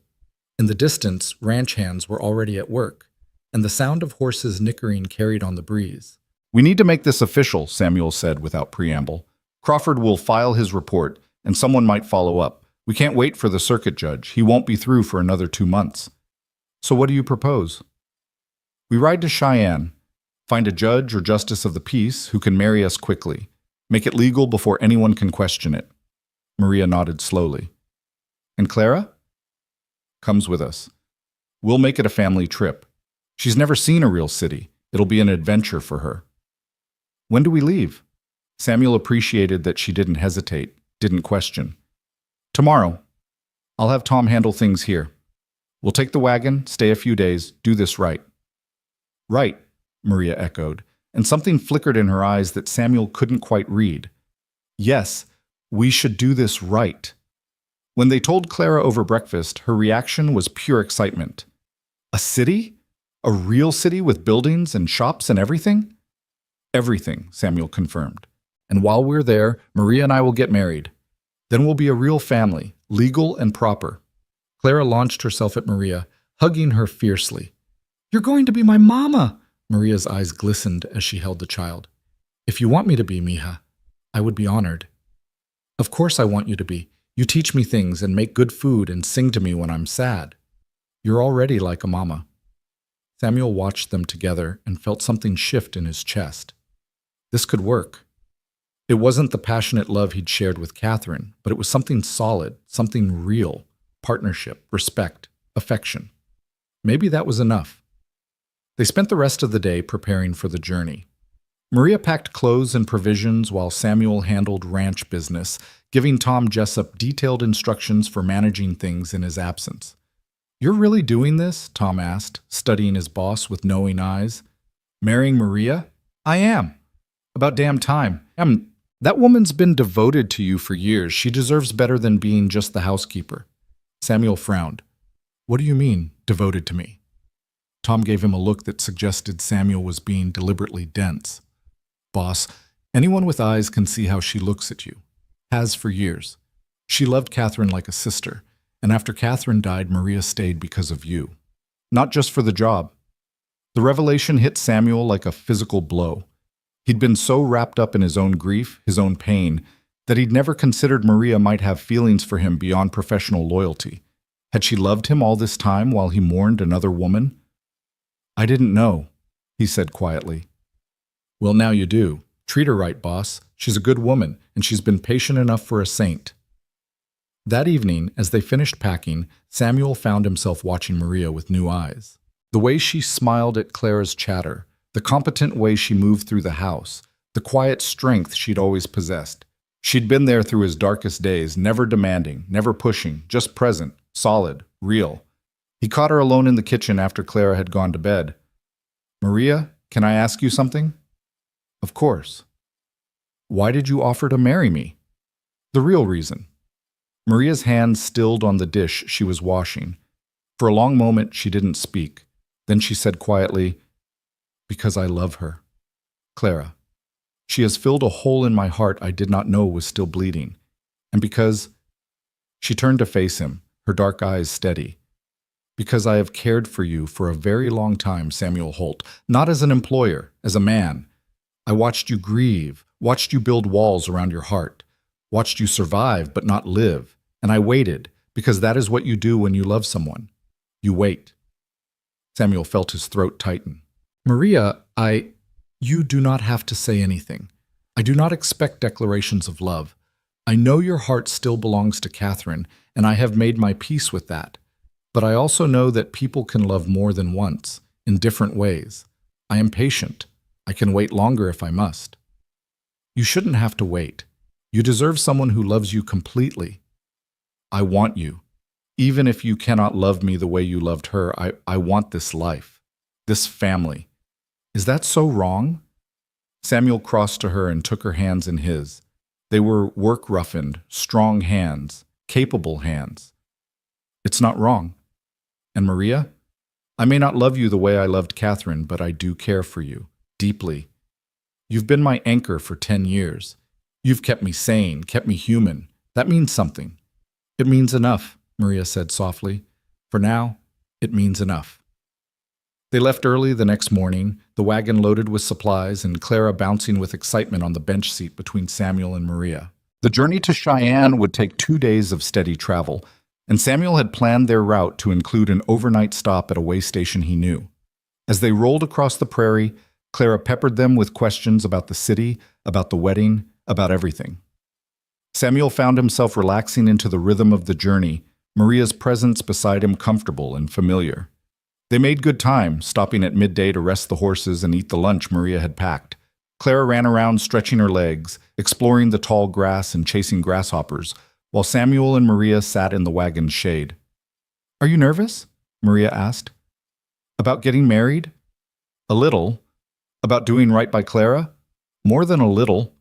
"You are already doing right by her. She is thriving, Samuel. Surely you see that." He did see it. The difference between the terrified, half-starved child he'd found on the prairie and the laughing girl chasing insects was like night and day. "She's a remarkable kid. Brave, smart, resilient. She had to be, to survive what she survived. But now she can be more than just a survivor. She can be a child again, with parents who love her." They reached the way station by evening, a rough but clean establishment run by a widow named Mrs. Garrett. She had 2 rooms available, and Maria took Clara to one while Samuel settled into the other. At dinner, Mrs. Garrett made conversation, her curiosity about their little family evident but politely restrained. "Heading to Cheyenne?" she asked. "Yes, ma'am," Samuel confirmed. "Getting married."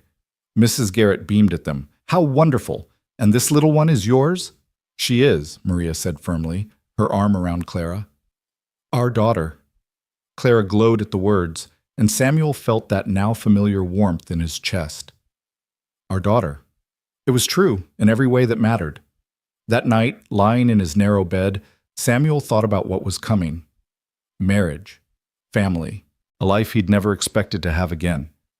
He thought about Catherine, about the love they'd shared, and silently asked her blessing. He liked to think she'd approve, that she'd want him to be happy, to give Clara the family she deserved. They reached Cheyenne late the next afternoon.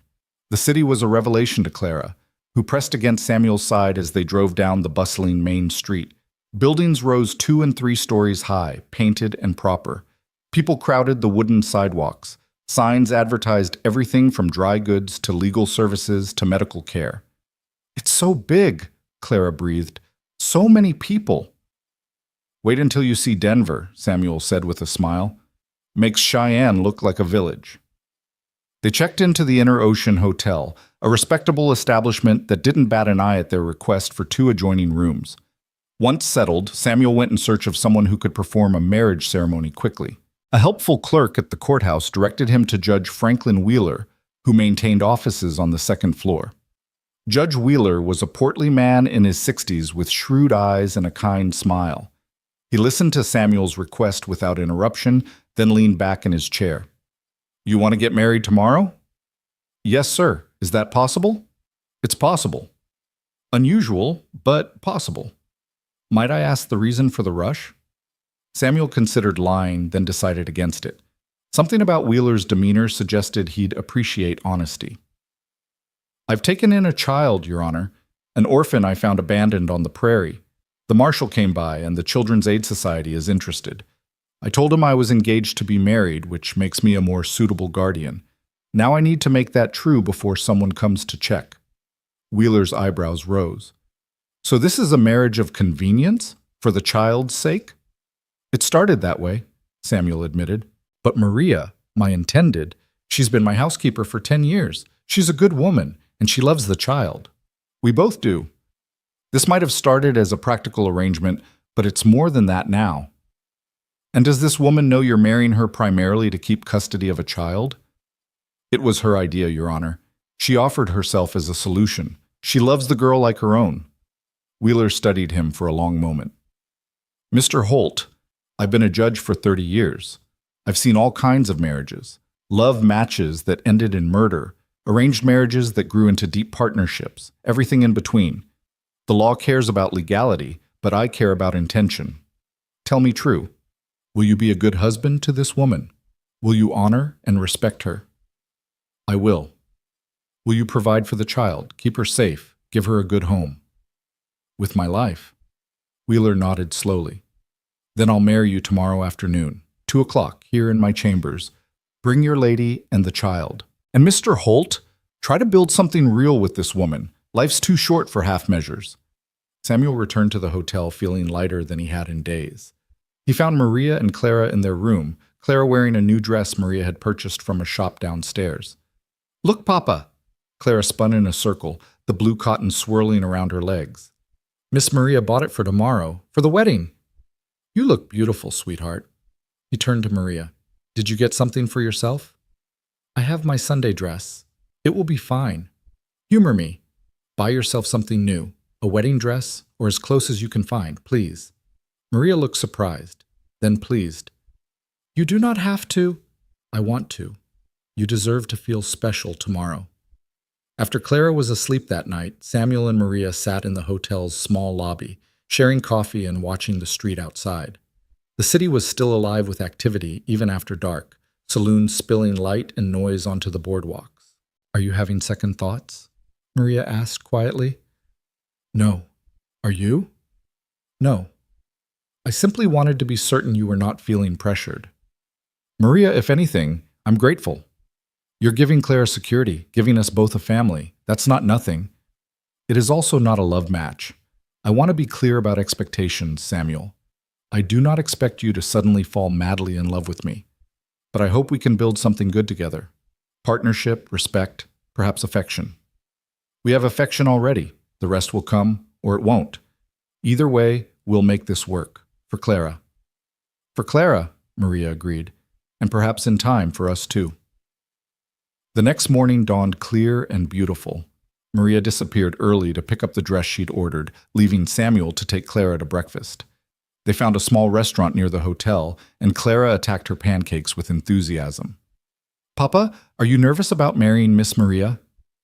"A little. It's a big step." "But you like her, right? You're not just doing this for me?" Samuel reached across to squeeze her hand.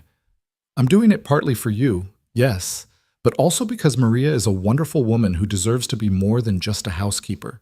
She deserves to be part of our family, official and proper. Does that make sense?" Clara nodded seriously. "I think so. Like how I'm your daughter because you chose me, not because we have the same blood. You're choosing Miss Maria too." "Exactly right. You're a smart kid. You know that?" "Papa says I'm the smartest kid in Wyoming." "Papa's right." They returned to the hotel to find Maria had returned, carrying a wrapped package. She shooed them out, insisting she needed time to prepare. Samuel and Clara wandered the town, stopping at a jewelry shop where Samuel purchased simple gold bands for himself and Maria, and a delicate silver locket for Clara. "What's this for?" Clara asked as he fastened it around her neck. "Because today you officially become Clara May Holt, daughter of Samuel and Maria Holt. That's worth celebrating." Clara opened the locket to find it empty. "There's no picture inside." "We'll fix that. We'll get a family photograph taken, and we'll put it right there. Then you'll always have us with you, no matter what." Tears welled in Clara's eyes. "Promise I'll always be yours? Even when I'm grown up?" "Always. That's what family means, sweetheart. Forever." At 2 o'clock, they climbed the stairs to Judge Wheeler's chambers. Samuel wore his best suit, brushed clean of trail dust. Clara clutched a small bouquet of wildflowers they'd picked that morning. And when Maria emerged from the ladies' powder room, Samuel felt his breath catch. She wore a dove-gray dress with delicate lace at the collar and cuffs. Her usually severe hair softened into waves around her face. She'd never looked more beautiful, and Samuel was struck by the realization that he'd been taking her for granted for years. This woman who'd stood by him, who'd held his household together, who'd offered herself as a solution to keep Clara safe, she deserved to be seen. "Maria," he said softly, "you look lovely." A blush crept up her cheeks. "Thank you." Judge Wheeler's chambers were simple but dignified, with law books lining the walls and afternoon sunlight streaming through tall windows. Wheeler himself stood before them in his judicial robes, looking every inch the authority figure he was. "Before we begin," he said, "I want to speak to young Clara. Come here, child." Clara approached nervously, and Wheeler knelt down to her level. "Clara, do you understand what's happening today?" "Yes, sir. Papa and Miss Maria are getting married so we can be a real family. And is that what you want? To be their daughter?" "More than anything." Clara's voice was fervent. "They saved me. They love me. They're my family." Wheeler nodded, satisfied. "Then let's make it official." He stood and gestured for Samuel and Maria to stand before him, Clara between them. The ceremony was brief but meaningful. Wheeler spoke about the sanctity of marriage, about the responsibilities they were undertaking not just to each other, but to the child in their care. When he asked if they would honor and cherish each other, both Samuel and Maria answered clearly, their voices steady. Samuel slipped the gold band onto Maria's finger, noting how her hand trembled slightly. When she placed the ring on his finger in turn, their eyes met, and Samuel saw in her face not just hope, but a fierce determination. She would make this work. They both would. "By the power vested in me by the territory of Wyoming, I now pronounce you husband and wife. Mr. Holt, you may kiss your bride." Samuel hesitated for just a moment, then leaned in and kissed Maria gently. It was chaste, respectful, but there was warmth in it, a promise of possibility. Clara cheered, breaking the solemnity of the moment, and they all laughed. Wheeler produced the marriage certificate, and they signed it formally, Clara watching with wide eyes as her future was made secure with ink and paper. "Congratulations, Mr. and Mrs. Holt," Wheeler said warmly, "and young Miss Holt. May you build a good life together." As they emerged from the courthouse into the bright afternoon, Samuel felt something he hadn't expected. Genuine happiness. Not the passionate, all-consuming joy he'd felt with Catherine, but something steadier, deeper. The satisfaction of having done right by the people who mattered. "Mrs. Holt," he said to Maria, testing the name. She smiled. "It will take some getting used to. We have time, all the time in the world." They celebrated with dinner at Cheyenne's finest restaurant, Clara wide-eyed at the elegant surroundings and multiple courses. She tried oysters for the first time and declared them slimy but interesting.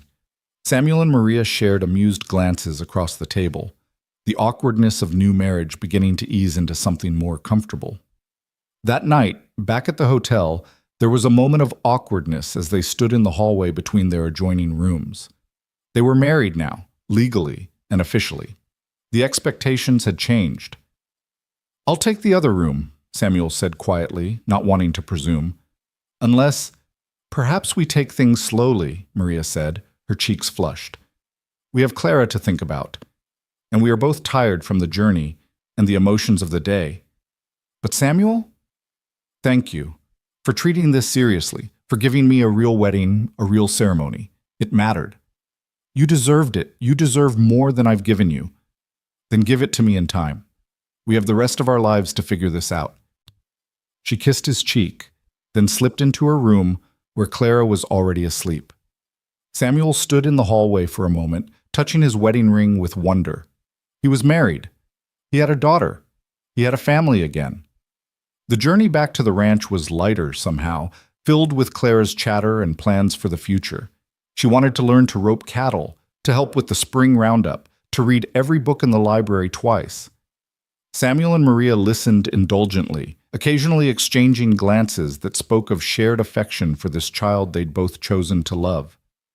When they crested the final rise and saw the Double H spread before them, Clara shouted with joy, "We're home! Home!" The word resonated in Samuel's chest. For 10 years, the ranch had been a place he existed, nothing more. Now, with Maria beside him and Clara bouncing excitedly on the bench seat, it felt like home again. The house wouldn't be empty anymore. The silence wouldn't be oppressive. Life had returned to these walls. Tom Jessup met them in the yard, his weathered face breaking into a rare grin when he saw the rings on their hands. "You actually did it. Congratulations, boss. Mrs. Holt." He tipped his hat to Maria. "And Miss Clara Holt, I hear. Welcome home, all of you."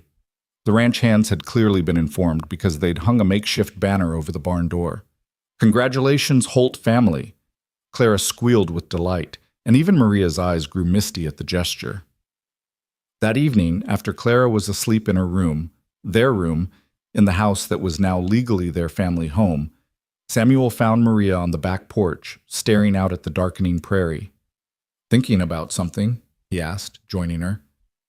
"About how much can change in 2 months. When you brought Clara home, I never imagined." She trailed off, smiling. "But I'm glad, for all of it." "So am I." Samuel took her hand, the one with the gold band. "Maria, I know this started as a practical arrangement, but I want you to know I'm going to try to be a good husband, to build something real with you.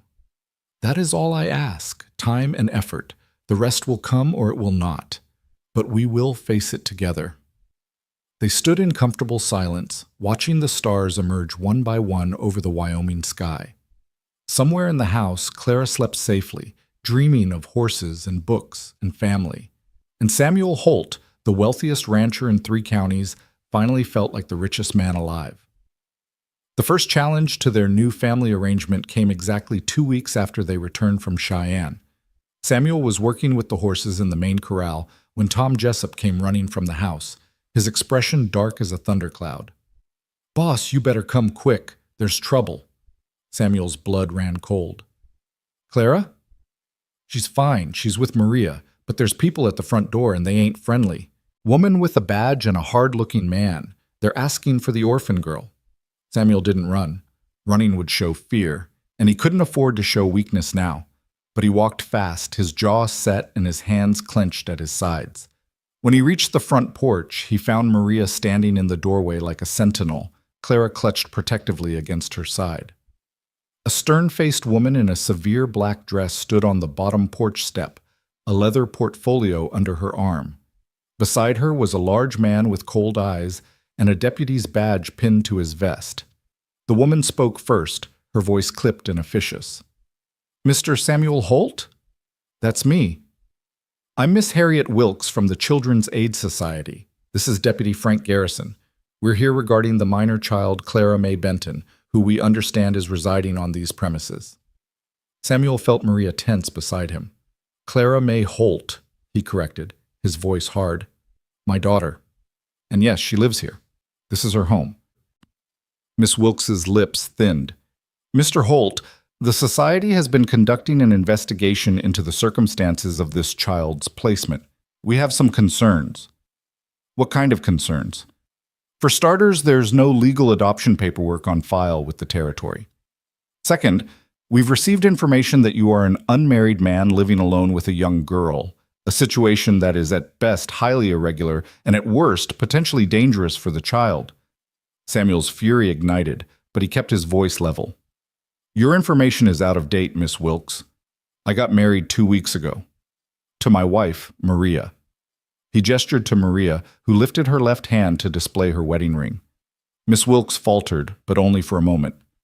Even so, the lack of formal adoption proceedings is troubling. The society has a responsibility to ensure that children are placed in appropriate homes through proper channels. You found this child and simply kept her, without notifying the authorities? I notified Marshal Crawford.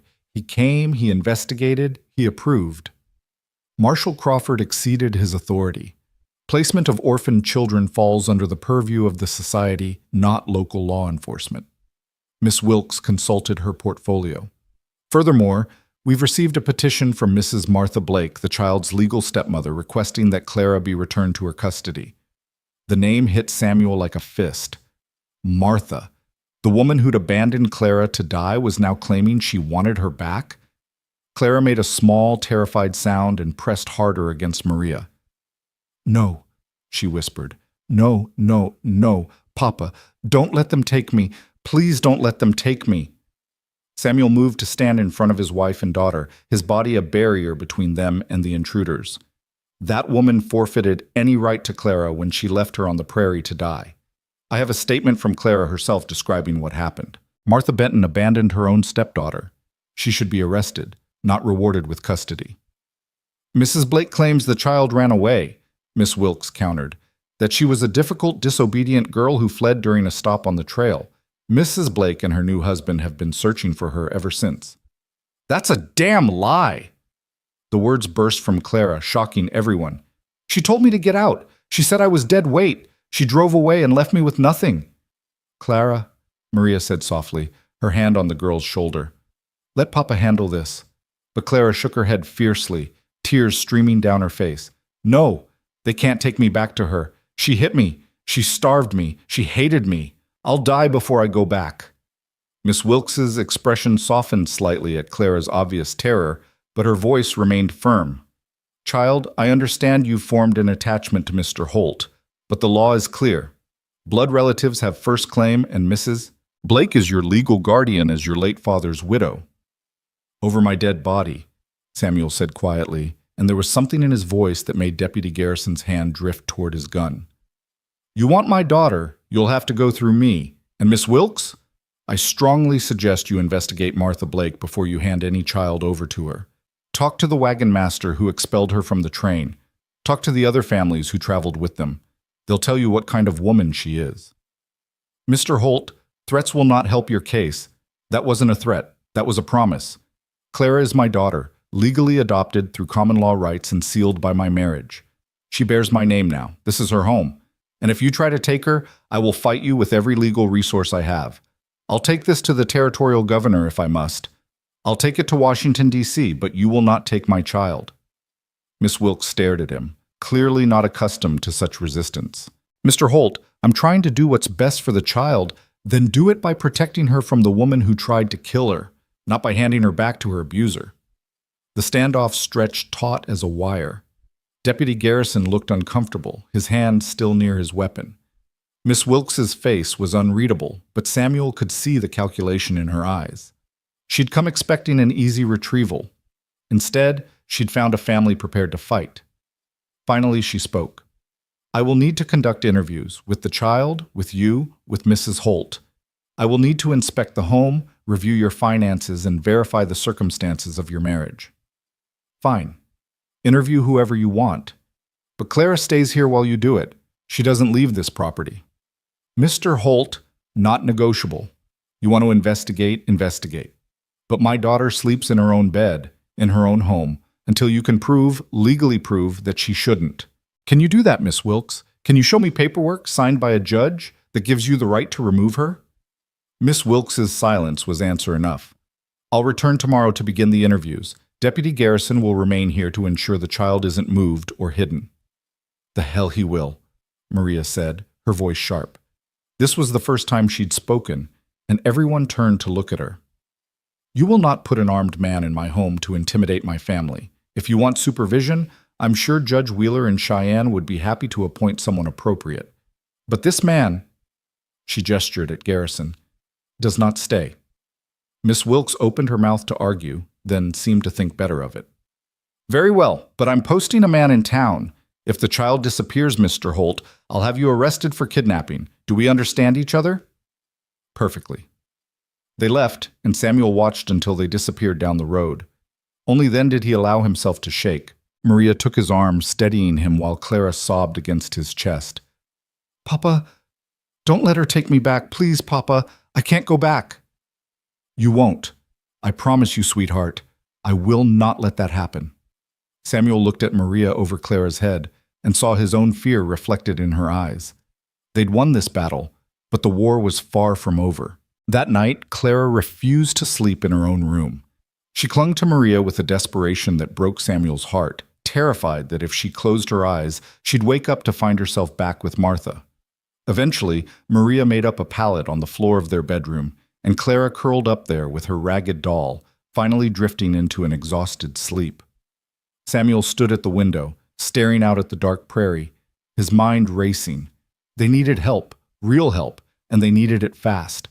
Miss Wilkes would return tomorrow, and behind her stood Martha Blake with her lies and her legal claim. The thought of that woman getting her hands on Clara again made Samuel's blood boil. We need a lawyer, Maria said quietly from where she sat on the edge of the bed, keeping watch over Clara. A good one. Someone who understands territorial law and can fight for us. I know a man in Cheyenne, Bartholomew Preston. He handled some land disputes for me years ago. He's sharp, doesn't back down from a fight. Samuel turned from the window. I'll ride out at first light. Bring him back with me. Will you be all right here alone? Tom and the ranch hands will be here, and I have my shotgun. Maria's voice was steel. Anyone tries to take Clara while you're gone, they'll regret it. Samuel crossed to her and took her hand. Thank you for fighting for her, for standing with me on this. She is our daughter. I would die before letting that monster have her back. Maria looked up at him, her dark eyes fierce in the lamplight. Go to Cheyenne. Bring this lawyer. We will be here when you return. Samuel left before dawn, pushing midnight hard. The stallion seemed to sense his urgency, eating up the miles with ground-covering strides. By mid-morning, Samuel was pounding on the door of Bartholomew Preston's office in Cheyenne. Preston was a tall, thin man with steel-gray hair and the sharp eyes of a predator. He listened without interruption as Samuel laid out the situation, his expression growing darker with each detail. So this woman abandoned the child, then married some opportunist who sees a payday in reclaiming her, Preston summarized when Samuel finished. And the Children's Aid Society is considering returning Clara to her custody? That's the situation. Can you help us? Preston leaned back in his chair, steepling his fingers. I can, but Holt, I need to be straight with you. This will be a fight. Blood relatives do have preference in territorial law, and as the widow of Clara's father, Martha Blake has a legal claim. However, he held up a hand as Samuel started to protest. Abandonment negates that claim. If we can prove abandonment and prove Clara is better off with you, we can win this. What do we need? Witnesses. Anyone who saw Martha's treatment of Clara on the trail. The wagon master's testimony would be particularly valuable. Medical evidence of abuse. Clara's own testimony, though that's tricky, judges don't always credit children's words heavily. And we need to establish that you and your wife can provide a stable, loving home. Preston stood. Let me gather some files and we'll head to your ranch. I want to interview everyone, document everything. Miss Wilkes will be back today? That's what she said. Good. Let her conduct her interviews. We'll conduct our own investigation simultaneously, and we'll see whose case is stronger. They made the return journey in record time, arriving at the Double H just after noon. Samuel's heart eased when he saw Clara in the yard, helping Maria hang laundry. She was safe. They were both safe. For now. Preston set up a makeshift office in Samuel's study and began his work with methodical precision. He interviewed Clara first, gently coaxing from her every detail of life with Martha. The beatings, the starvation, the cruel words. Clara's testimony was damning, and Preston documented it all carefully. You're a brave girl, he told her when they finished. What you've told me today might save your life. Do you understand that? Clara nodded solemnly. I just want to stay with Papa and Mama Maria. They love me. They make me feel safe. Next, Preston interviewed Maria, who described Clara's condition when she'd first arrived: malnourished, bruised, traumatized. Then Samuel, who recounted finding Clara abandoned on the prairie. By the time Preston finished with the household, Miss Wilkes arrived for her own interviews, accompanied by a different deputy and looking decidedly less confident than she had the day before. "Mr. Holt, I see you've retained counsel. Miss Wilkes, this is Bartholomew Preston, my attorney. He'll be present for any interviews you conduct." Wilkes's lips pressed into a thin line, but she nodded. "Very well. Let's proceed." The interviews were tense, with Preston objecting frequently to Wilkes's more leading questions. But as the afternoon wore on, Samuel noticed something shifting in Wilkes's demeanor. The woman was smart enough to see the evidence piling up against Martha Blake's claims. Clara's terror was too real to be fabricated. The home was clearly loving and stable. And Preston's pointed questions about the society's due diligence in investigating Blake's claims made Wilkes visibly uncomfortable. "Miss Wilkes," Preston said when they finished, "I assume you've obtained statements from members of the wagon train, verified Mrs. Blake's version of events?" The society's resources are limited. Mrs. Blake provided a sworn statement. A statement contradicted by the child, by Mr. Holt, who found her abandoned, and I suspect by anyone else who was on that trail. I suggest you locate Wagon Master Horace Turnbull before proceeding further. His testimony will be crucial. Wilkes left looking troubled, promising to return in 3 days with a decision. Those 3 days felt like 3 years to Samuel. They went through the motions of daily life, ranch work, lessons, meals, but tension hung over everything like a storm cloud. On the second day, Tom Jessup rode in from town with news. "Boss, there's a couple in Medicine Bow asking questions about Clara. Man and woman. The man fits the description of Cyrus Blake that Miss Wilkes mentioned." Samuel's blood ran cold. "Martha's here?" "Looks that way, staying at the boarding house, making noise about her rights as a stepmother. Some folks are sympathetic, but Mrs. Harmon at the general store shut her down pretty quick. Told her any woman who'd abandon a child deserved to hang. Good for Mrs. Harmon." Samuel looked at Preston, who'd stayed at the ranch to prepare their case. "They'll come here eventually." "Let them," Preston said grimly. "I'd like to depose Mrs. Blake personally. Nothing like watching someone lie under oath to destroy their credibility." They didn't have to wait long. The next morning, a hired wagon rolled up the drive carrying Martha Blake, and a man Samuel assumed was her new husband, Cyrus. Martha had changed since Clara last saw her, better fed, better dressed, with the look of someone who'd come into money. Cyrus Blake was a hard-faced man with calculating eyes and a gun belt that suggested he was more than comfortable with violence.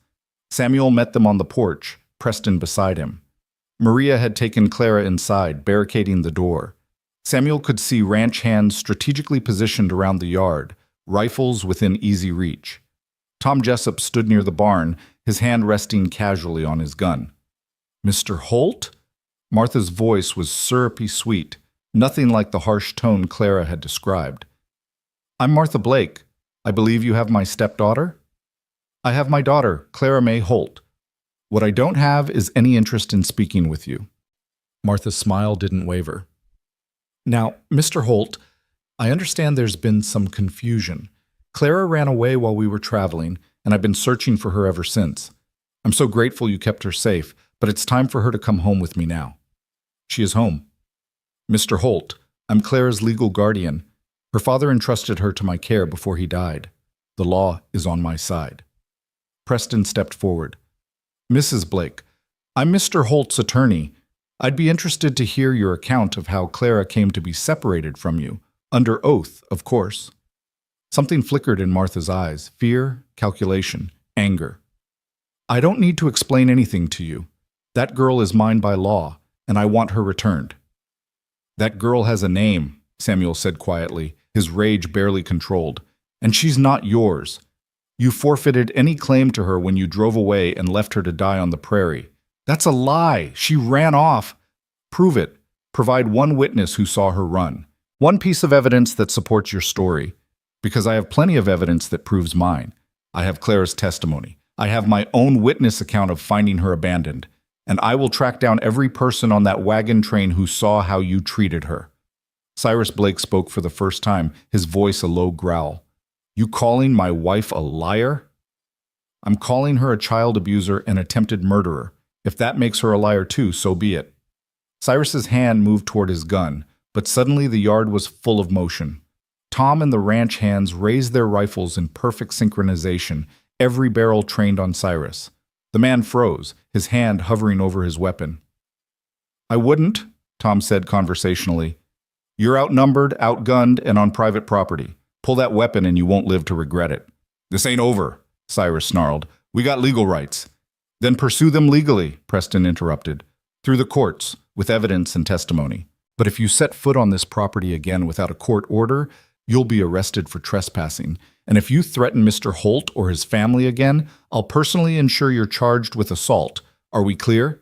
Martha's composure cracked. That girl owes me.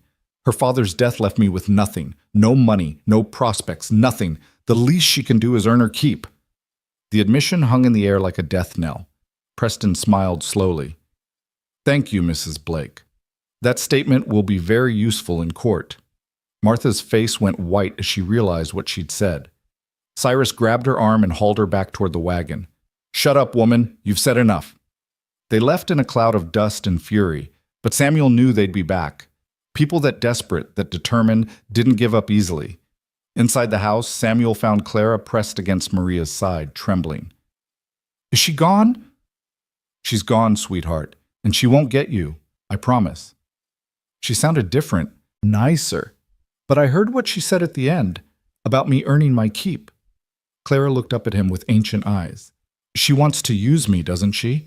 Like those kids who get sent to work in factories or farms? Preston had followed them inside, and he knelt before Clara. Miss Clara, that's exactly what she wants. But it's not going to happen. What she said out there? That destroyed any claim she had to you. A judge will never return a child to someone who admitted they only want her for labor. So I can stay? Really stay? Really stay. But we still have to go through the legal process, make it official. Can you be brave a little longer? Clara nodded, squaring her thin shoulders. I can be brave. I've been brave before. 3 days later, they received word that Miss Wilkes had returned to town and wanted to meet at the courthouse. Judge Wheeler had agreed to hear the case immediately, given the circumstances. Samuel, Maria, Clara, and Preston made the journey together, tension riding with them every mile. The courthouse was packed. Word had spread about the case, and apparently the whole territory had opinions. Mrs. Harmon from the general store was there, as was the minister from the church, several ranch hands from the Double H, and more townspeople than Samuel could count. Martha and Cyrus Blake sat on one side of the courtroom, looking significantly less confident than they had at the ranch. Judge Wheeler called the court to order, his expression grave. This is a hearing to determine custody of the minor child Clara May Benton, also known as Clara May Holt.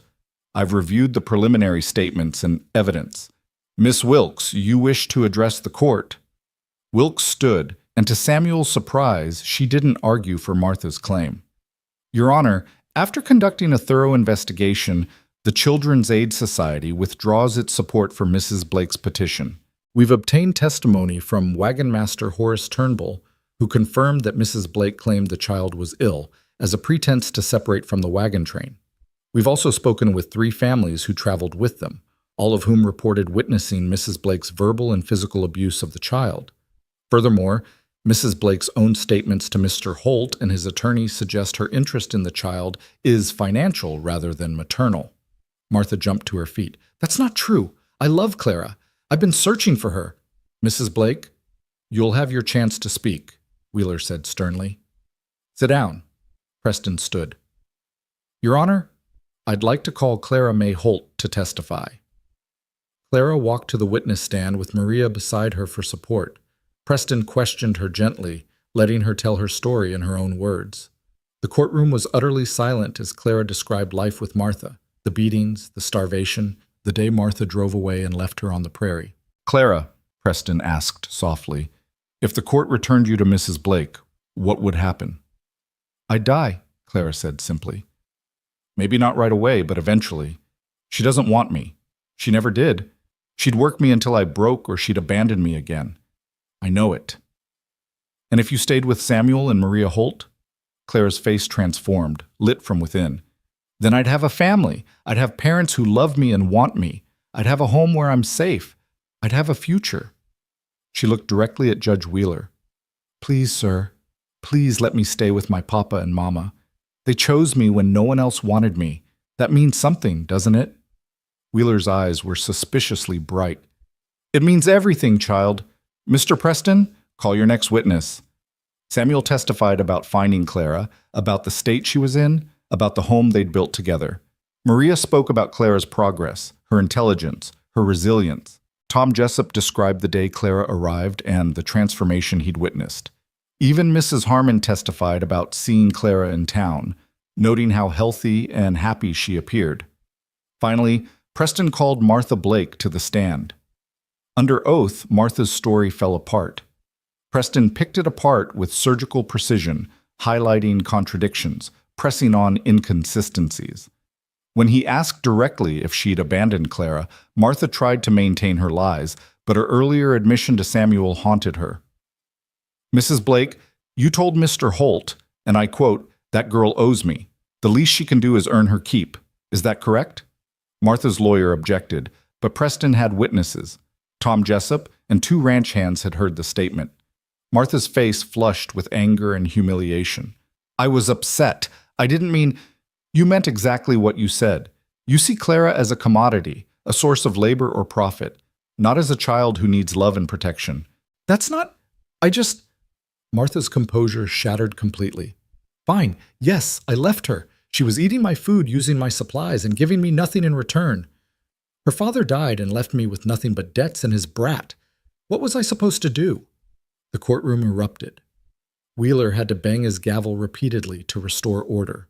Martha seemed to realize what she'd admitted and collapsed in her chair, sobbing. Cyrus Blake looked like he wanted to disappear. I've heard enough, Wheeler said when order was restored. Mrs. Blake, your admission of abandonment is appalling.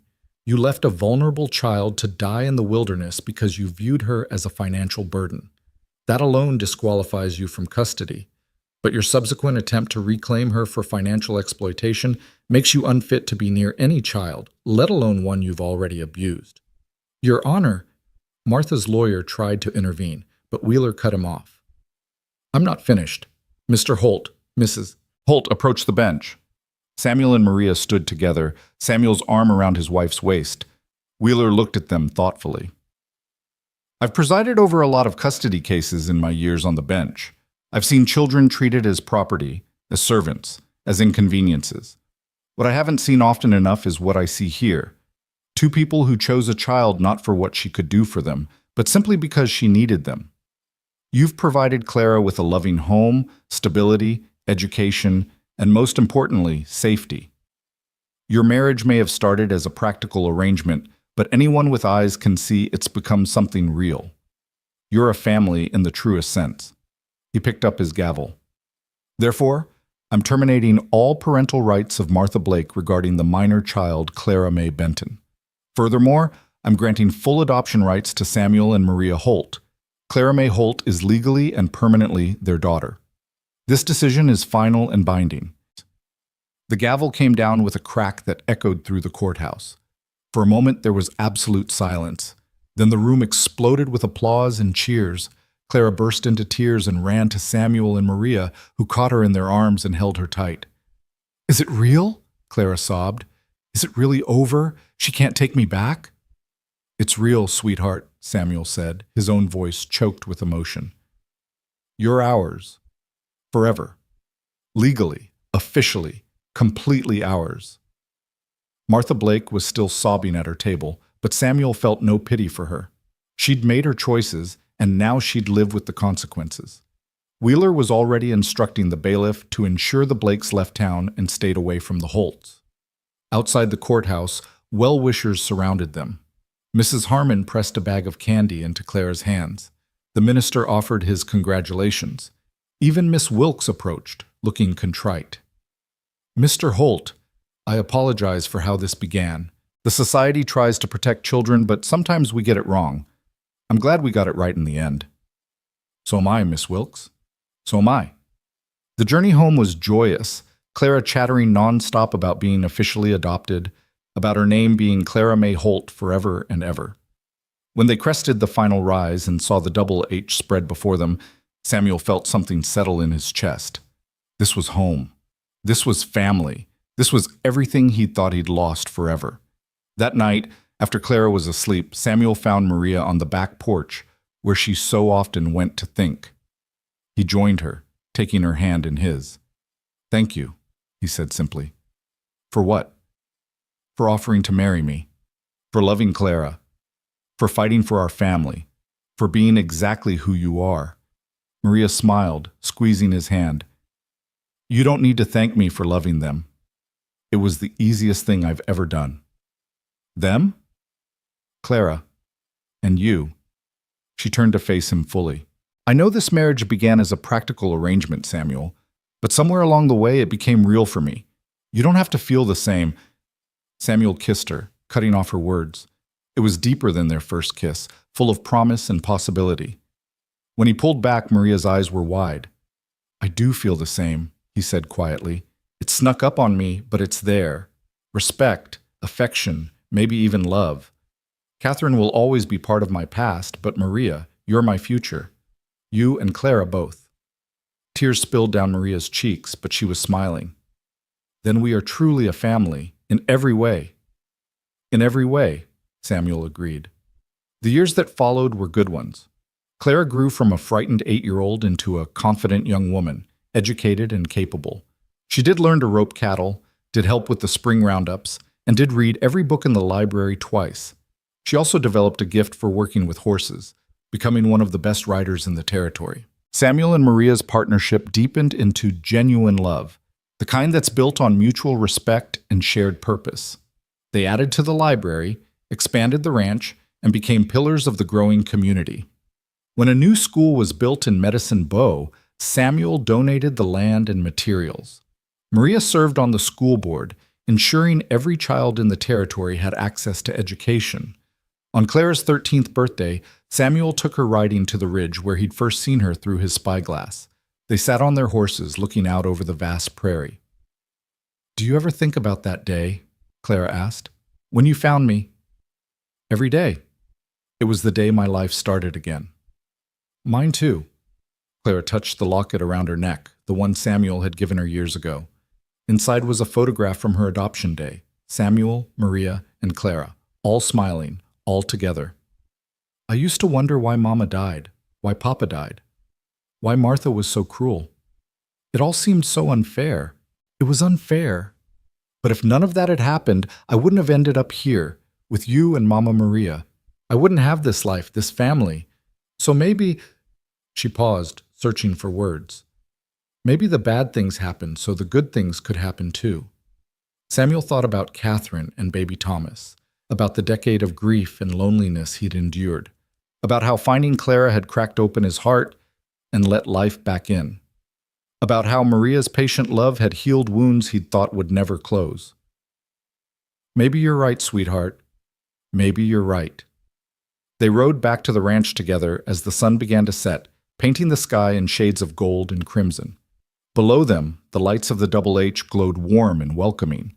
Maria would be in the kitchen, preparing dinner. Tom and the ranch hands would be finishing their day's work. Everything and everyone Samuel loved was there, in that house that had once been so empty. That evening, the three of them sat together in the library as they had so many times before. Samuel read aloud while Maria knitted and Clara curled up with her own book. It was ordinary, domestic, perfect. Later, tucking Clara into bed, she still let him do this sometimes, even at 13. Samuel kissed her forehead. "Papa?" Clara said sleepily. "Yes, sweetheart?" "Thank you for not riding away. That day on the prairie. Thank you for choosing me." Samuel's throat tightened. "Thank you for trusting me, for giving me the chance to be your father. You saved me just as much as I saved you." He descended the stairs to find Maria waiting, and together they walked through their home, past the photographs on the walls documenting their journey as a family, past Clara's room where she slept safe and loved, past the empty rooms that were no longer empty because they were full of hope and possibility. Outside, The Wyoming night stretched vast and star-filled over the prairie. Somewhere out there was the spot where Samuel had found a small girl clutching a ragged doll, abandoned and alone. That girl was gone now, replaced by a confident young woman with a future as bright as those stars. Samuel wrapped his arm around Maria's waist, and she leaned into him, comfortable and content. They'd built something remarkable together, not just a ranch or a fortune, but a family, the kind of family that wasn't defined by blood, but by choice, by love, by the daily decision to show up for each other. Happy? Maria asked. Happier than I ever thought I'd be again, Samuel admitted. You? Very happy. We have everything that matters. And they did. They had each other. They had Clara. They had a home that rang with laughter instead of echoing with loneliness. They had a future full of possibilities instead of a past full of regrets. The orphan girl who'd been left to die on the trail had found her family. The broken rancher who'd lost everything had found his purpose. And the patient woman who'd waited for love had found her place. Together, they'd built something beautiful from the ashes of tragedy. They'd proved that family wasn't about blood or legal documents, but about the bonds forged through love and choice and commitment. As Samuel looked out at his land, his home, his life, he whispered a prayer of thanks for the second chance he'd been given, for the daughter who'd saved him, for the wife who'd loved him back to life, for the family they'd become. The lights of the Double H Ranch glowed warm against the Wyoming darkness, a beacon of home in the vast frontier. And inside those walls, 3 people who'd been broken and lost had found each other and become whole. That was the real story. Not the abandonment or the rescue, not the legal battles or the happy ending. It was the story of how love transforms, how family heals.